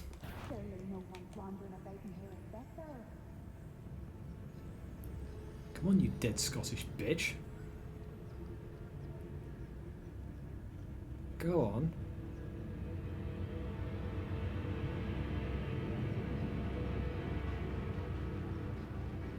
God, that music. I need to move, or that other arrow is going to detect me. Can I? Do you have nothing better to do with your unlife? Okay.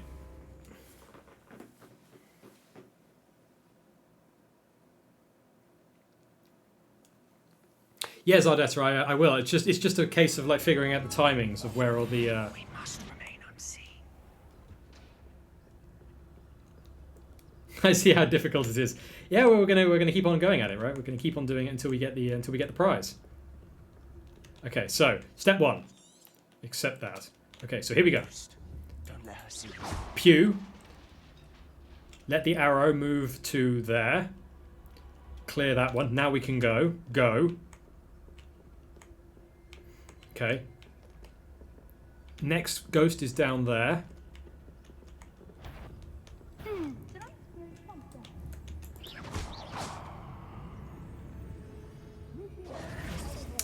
Not safe for young mortals. Okay, so she comes from that side. Not sure what I did to deserve that. So she comes from the other side, which means that we cannot just, like... Maybe we can just make a run for it. No. Okay. I'll be quieter than a jobberknoll. You do that.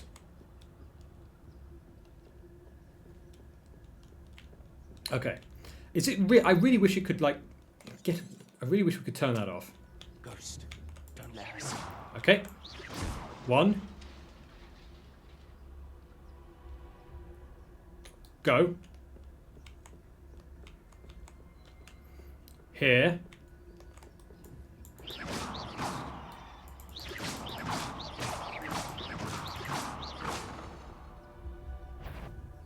Sure, wander in the restricted section at this hour. Okay, so we can't distract her like that.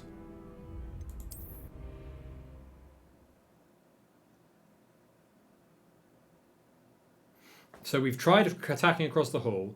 We've tried attacking the books. She comes like down that way and then that way. Maybe we just have to wait for the first. Maybe we have to wait with our attack on the first book, on the first ghost before we go to the second ghost, because the first ghost, like the second ghost, seems to be just rather poorly positioned for when we want to make the dash. Maybe we can time the first ghost better.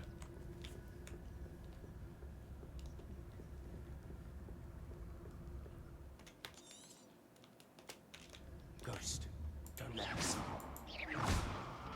He says, and then he immediately just jumps in and does exactly the same thing again. Let's just try for a complete and utter dash. Go, go, go, go. What the? Oh, apparently you can't roll while you're disillusioned. Hang on, how did I do that? Nope. Did I hear something? No, you didn't. Should be in the clip. Okay, so apparently you can, in fact. You'd be wise to get out of here. You told me we were in the clear, Sebastian.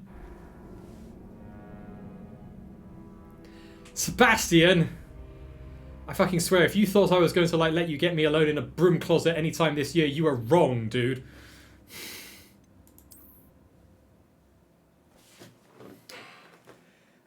You've lost your chance.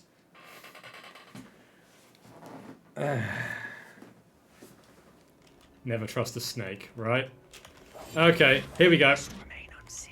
Okay, so, but we can get past there. We just have to, like, keep moving and, like, not stop. Oh, hang on, we are here! We've auto-saved. What is it you've been looking for? I'm looking for a cure to help my twin sister, Anne, so that she can return to Hogwarts. Because Merlin knows everyone else has given up. Why do you think you'll find a cure in the restricted section? Does the Hogwarts matron have nothing that can help Anne? No! We've tried everyone from Nurse Blaney to St. Mungo's. But I can research on my own. No need to concern yourself with that right now. Let's focus on what you're after. Which is what, precisely? I'll know it when I see it. You're being awfully cryptic. Yeah, I'm a Slytherin, like you. What the fuck did you expect? Also, interesting backstory on this character here that Sebastian's got. It's quite a good one. Although I do like it does make you wonder, doesn't it? Like you've got a student who's got an illness so bad that they can't attend school, which is, let's face it, a pretty freaking terrible illness. But if he does find the answer, like a legitimate answer to his little sister's illness, inside of the Hogwarts restricted section, which is, let's face it, just another library, which is just roped off from the main library, then, I mean, Jesus fucking Christ. There's like some seriously unprofessional healers around here.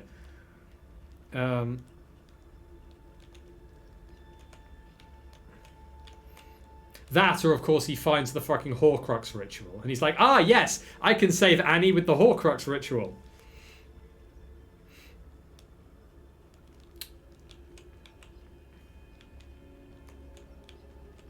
Anything here? No.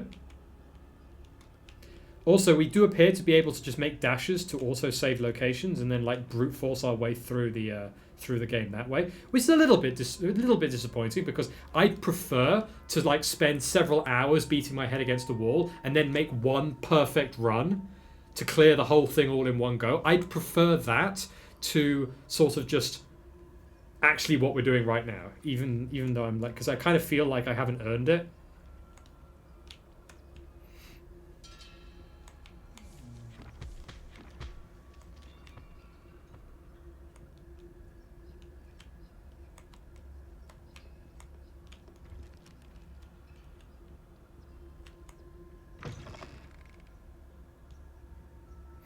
This is presumably the tutorial to stealth sections. It probably gets much harder, as Fu said. Yes. Although I recall Fu saying that he didn't actually make it beyond this section. Find the book. Yeah, we're not touching anything else. That's a trap. Oh, you were further than this. Okay. Who have we here? Oh, hello, Peeves. Sebastian Cello and his new little friend. Out exploring where they shouldn't be. Yeah. Naughty, naughty. You'll get caughty. Peeves, don't I'm going to tell. I'm going to tell. I'm going to tell. Oh, blasted Peeves! I've got to stop him, or at least get to the librarian with a good excuse for all of this. Don't get into trouble. Can I trust you?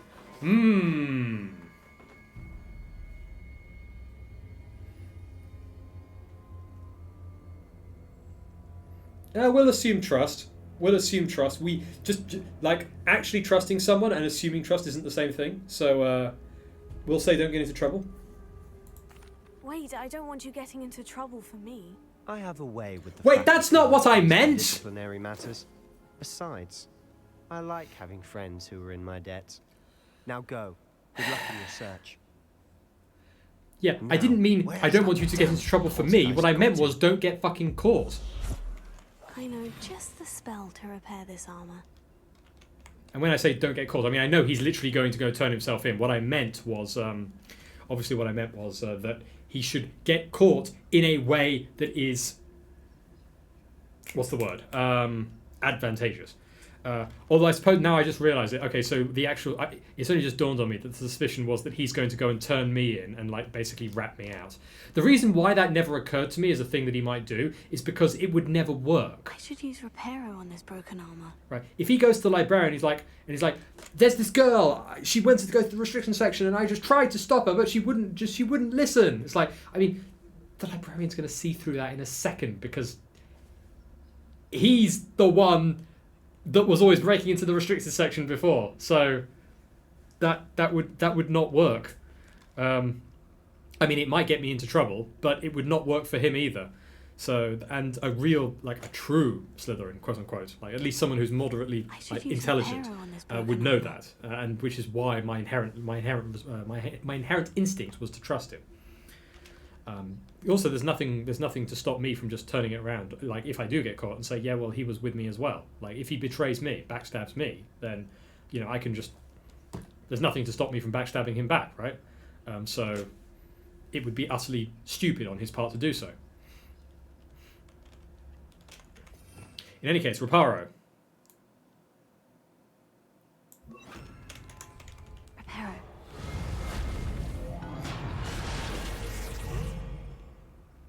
That, of course, doesn't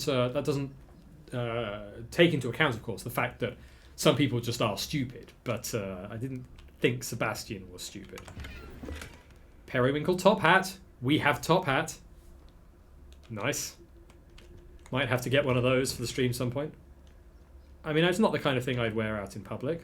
generally speaking. Not unless I was wearing a really, really nice suit. But also, I do like the way they both animated and voiced Peeves. That was quite good. Of course. Traces of ancient magic. Ah, yes, we are special. We have the ancient magic. More to this room. This room looks like a fucking gate. Oh, I'm liking this.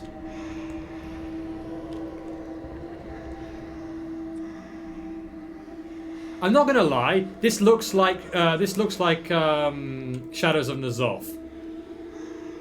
This does look like we're at the end of Battle for Azeroth. That's what this looks like. For anyone who's like into World of Warcraft. Here we go. Save here. Oh, okay. Thank you very much. Settings. Oh, that's right. And I also said that I was going to like probably end the stream once I got past the stealth section. Save game. Let's just quickly save before we continue on.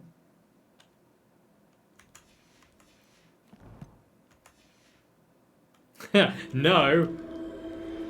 Okay, is there like some kind of massive reveal that's about to happen?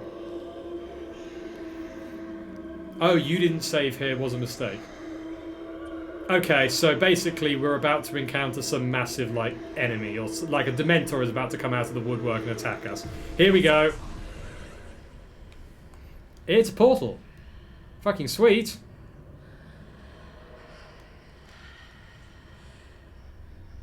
Yeah, I do feel like we're about to enter Narnia.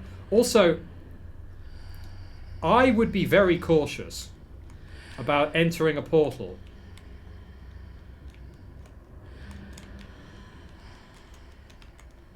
in this world. I mean, the only portal I know about in the Harry Potter universe is the Veil of Death. And, yeah, you don't want to go through that. What do we see on the other side? Does it look like a boss arena? Alright. Enter the Athenaeum.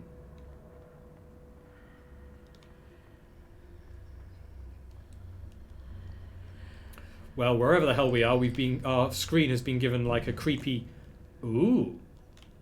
Oh. Oh. I remember this from the Gringotts thing. Ooh, treasure. We got an embroidered formal uniform. I wonder if it's been ready tailored to exactly us.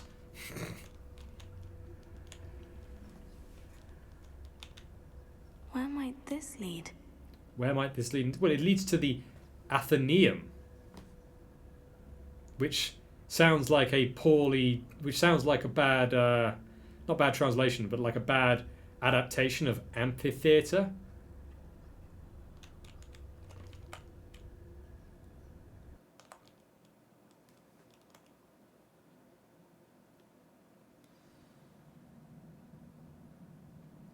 Discover the secrets of the antechamber.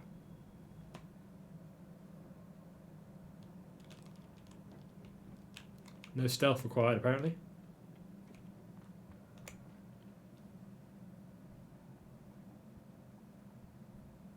No. Oh, Jesus Christ. Can we fall?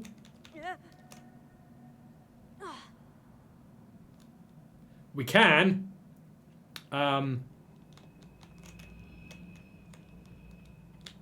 Jump, huh? That did not work.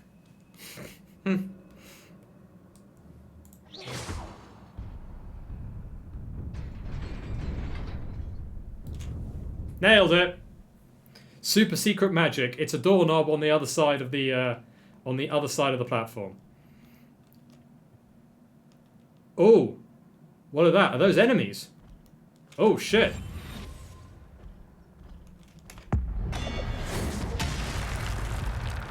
Get smacked. Surprising. Guards at the ready. Get absolutely clobbered. We are just absolutely wrecking fools.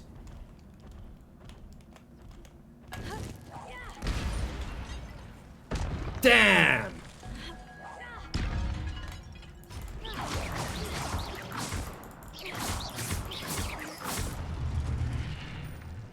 I took on 3 students at once at dueling. Do you honestly think that you are going to be able to handle me? Your gift of ancient magic accumulates by successfully attacking or taking damage. Successful 10-hit combos will begin generating ancient magic power-ups. Collecting these will greatly fill your ancient magic meter and recover a small amount of health. Part of me wants to now write a Harry Potter fan fiction which is based on the mechanics of Hogwarts Legacy.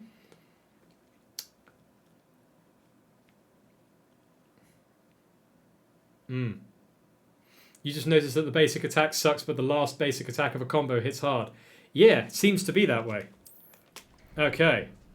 When at least one segment of your ancient magic meter is full, you can cast devastating ancient magical attacks that deal massive damage and break shield charms. Damn, my dueling opponents aren't going to know what hit them. Tap X when you see the prompt over an enemy's head. Okay. Okay. Do they have any loot? We got something. I don't know what it was. Was that like... was that part of our ancient magic meter? I thought I saw my ancient magic meter flash when I picked whatever that was up. Interesting. Oh, here we go. More enemies. Here.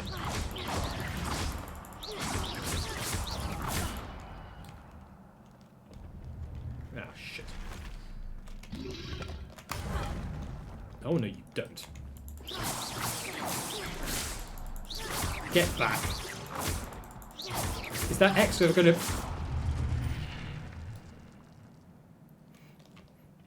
was waiting for the X to appear over their roof. I thought I tried to do something with it, but...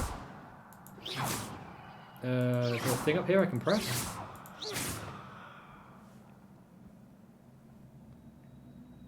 Her dueling style reminds me of a movie Serious Fight in the Dom. Same underhand spell throw. Well, it is Alexandra Black. Press one of these, maybe? One of these? Or I just step on it? Activate? I'm the chosen one. Take me across this platform. I can't make that if I jump, can I?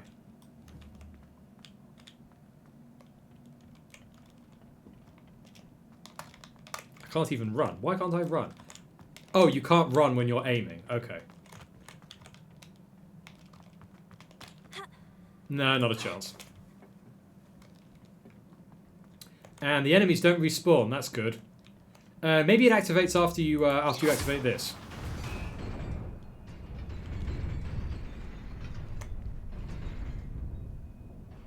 Nope, apparently not. Maybe I can Accio it? Nope. Looks kind of fiery. Looks kind of icy. Maybe I can activate some kind of heat device? No. Huh. Oh, it goes away after a time. Okay. We'll have to leave that there for the moment. I'm not sure how to get to it otherwise. Whoa!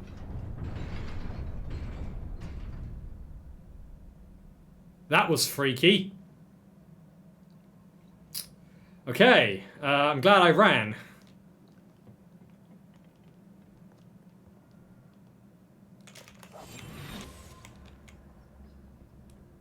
I'm actually quite enjoying this. Forward, but to where? This must be the way forward, but to where? Sounds like it's got a sort of koan, sort of Alice in Wonderland feel to it, that question, doesn't it? Any more enemies? Are they, like, standing behind the door? No, but we do have pots. There have been pots strategically lined around this area, which makes me immediately incredibly suspicious. Pots don't get lined in places like this unless there's, like...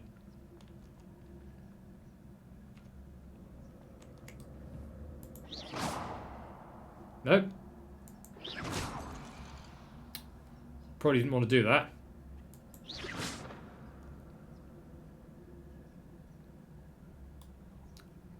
Maybe Reparo will allow you to fix the thing on top, allowing you to attack it. That's not a bad idea. Reparo. Let's see if we can just use Reparo on anything. Actually, let's see. Can I use Reparo on the vase?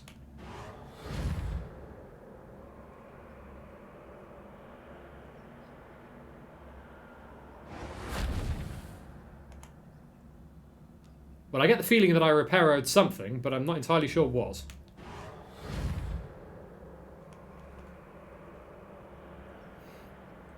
Well, you're being very majestic, but yeah. So apparently you can't actually like repair the things that you broke, which is a little unfortunate. Maybe Incendio it. Yeah, maybe. Incendio.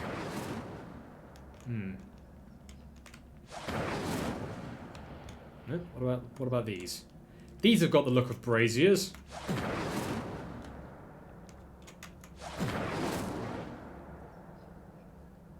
Apparently not.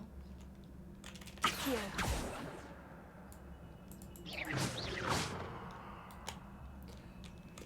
There's definitely some mechanic here that I'm missing. But maybe we have to like get it at a different point and like... Incendio. Yeah, maybe we have to get it at a different point. Okay. Let's do this.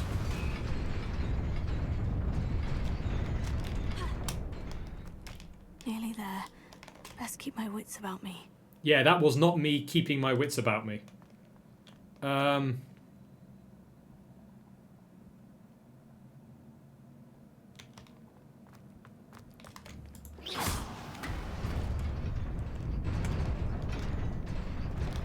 There we go. 63 gold. Relaxed jumper school uniform. We're chilling. Nice. Okay. We've got 6 of the buggers in this room. We've got 2 barrels. We can probably grab some of their weapons. Let's see if we can hopefully just like have a couple at a time. Like, can we like only activate a few of them at a time? Alternatively, let's get them down on stun lock. Ah, there they are. Hang on, can we... I'm not sure how smart of a move that was.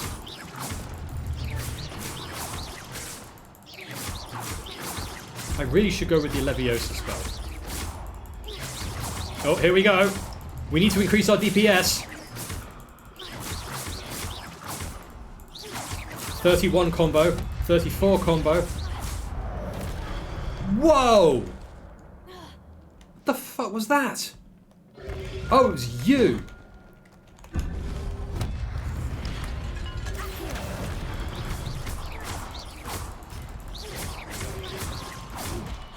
Jesus Christ!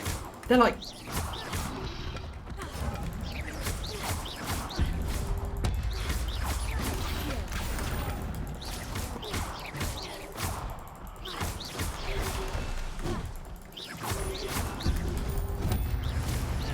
Jesus.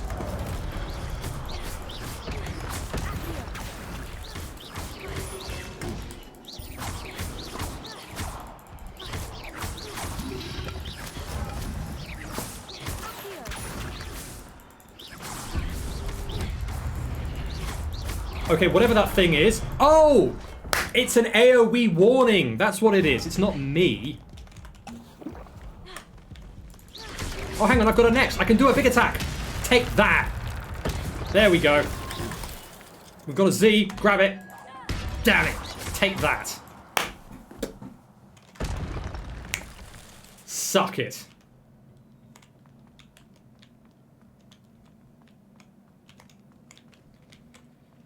Whew. You see, that is actually very fun. I actually very much like that gameplay. Although it does feel like a bit handholdy because obviously, like, if you die, you can just immediately go again. And it resets your... It doesn't reset your progress. So that feels like, eh. I kind of would prefer it if... It is a book after all. Yeah, it is a book after all, yeah. I kind of would prefer it if they... I suppose, I mean, maybe, presumably if I enabled hard mode, then I could do that. Ah, to put my money where my mouth is, like in future runs on that, maybe.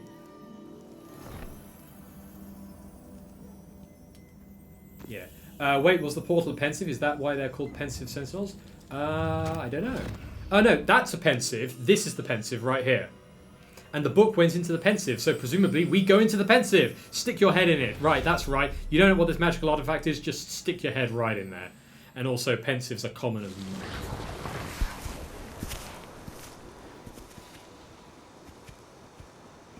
ah, yes. The Industrial Revolution has come to magical Britain. Or not? Is this just someone attacking it or something?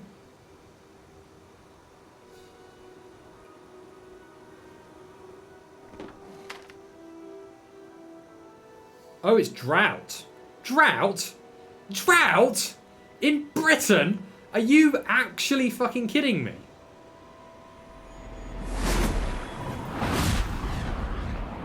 Yes, it's Scotland. It's drought. That's what it is. No, it can't be the Irish famine. Not if it's water that's the problem. The Irish famine was caused by the potato blight, right? It had nothing to do with water.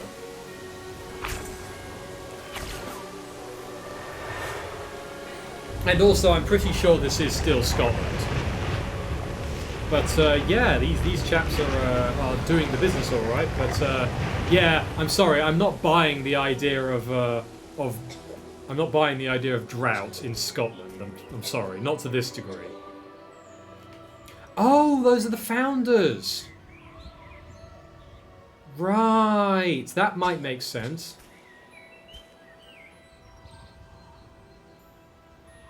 Although, if they are the founders, then Godric Gryffindor looks way too much like Albus Dumbledore.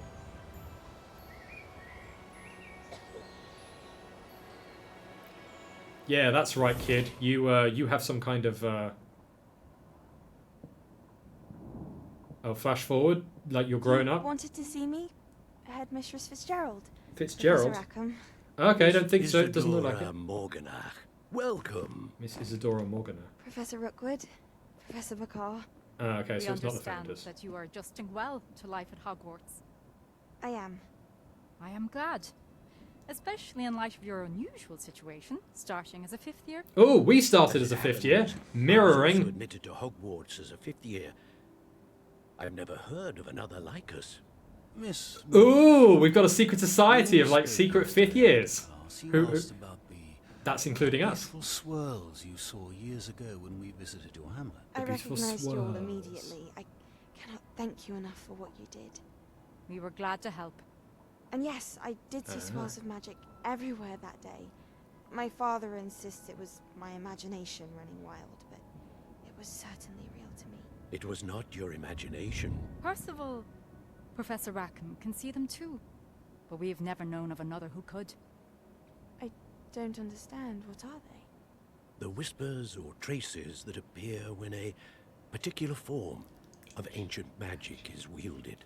Ancient magic? Few are capable of wielding it. Hogwarts itself is a stronghold of ancient magic. So if I can see traces of ancient magic, does that mean I can wield it too? With the proper training. But let us not get ahead of ourselves, Miss Morganach. Before I can train you to wield such magic, you must first master all that Hogwarts has to offer. A magic this powerful can do great harm in the wrong hands. It must be wielded by a select few. And that select few is determined by our ability to learn other magic? Not sure about that selective process. Also, it seems that it's an innate ability rather than a training. I'm not entirely sure of your moral rights to implement that kind of a screening system. Yeah, maybe. Depends on what their philosophy is, I guess. Sebastian.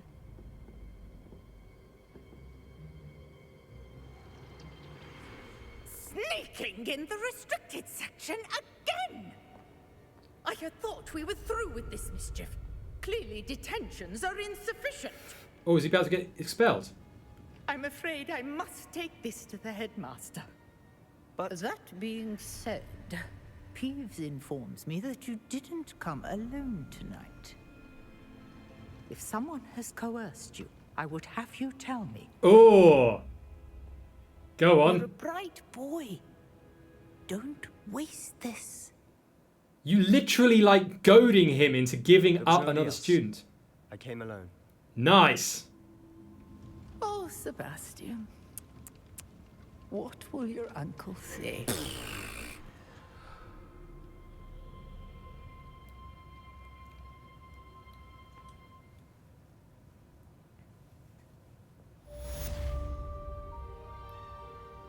Yeah, yeah. I mean, there's many things that I could say to that, but like I said, all I can do is just read into that.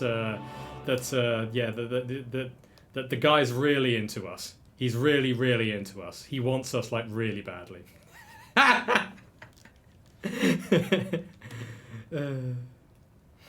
Send him to Hufflepuff. GG. Okay. Yeah, we're done. So we're going to call it a night there. We're going to return to Professor Fig's classroom, but we will do that on the next stream. We have completed our adventure through the dueling tournament, the dueling club. We did some errands, we learned some spells, and then we went on an adventure sneaking around the library, got through the restricted section, went through a magical portal, down into the darkest catacombs, fought some walking statues, some morally acceptable targets of destruction. So the statues, we absolutely wrecked them. And then we somehow, in a manner which we saw a memory in a pensive, and then we came back up here, which we didn't see, and nor did we play it. We didn't the game didn't ask us to go through the catacombs again to come back up it. But then we saw our boy defend us.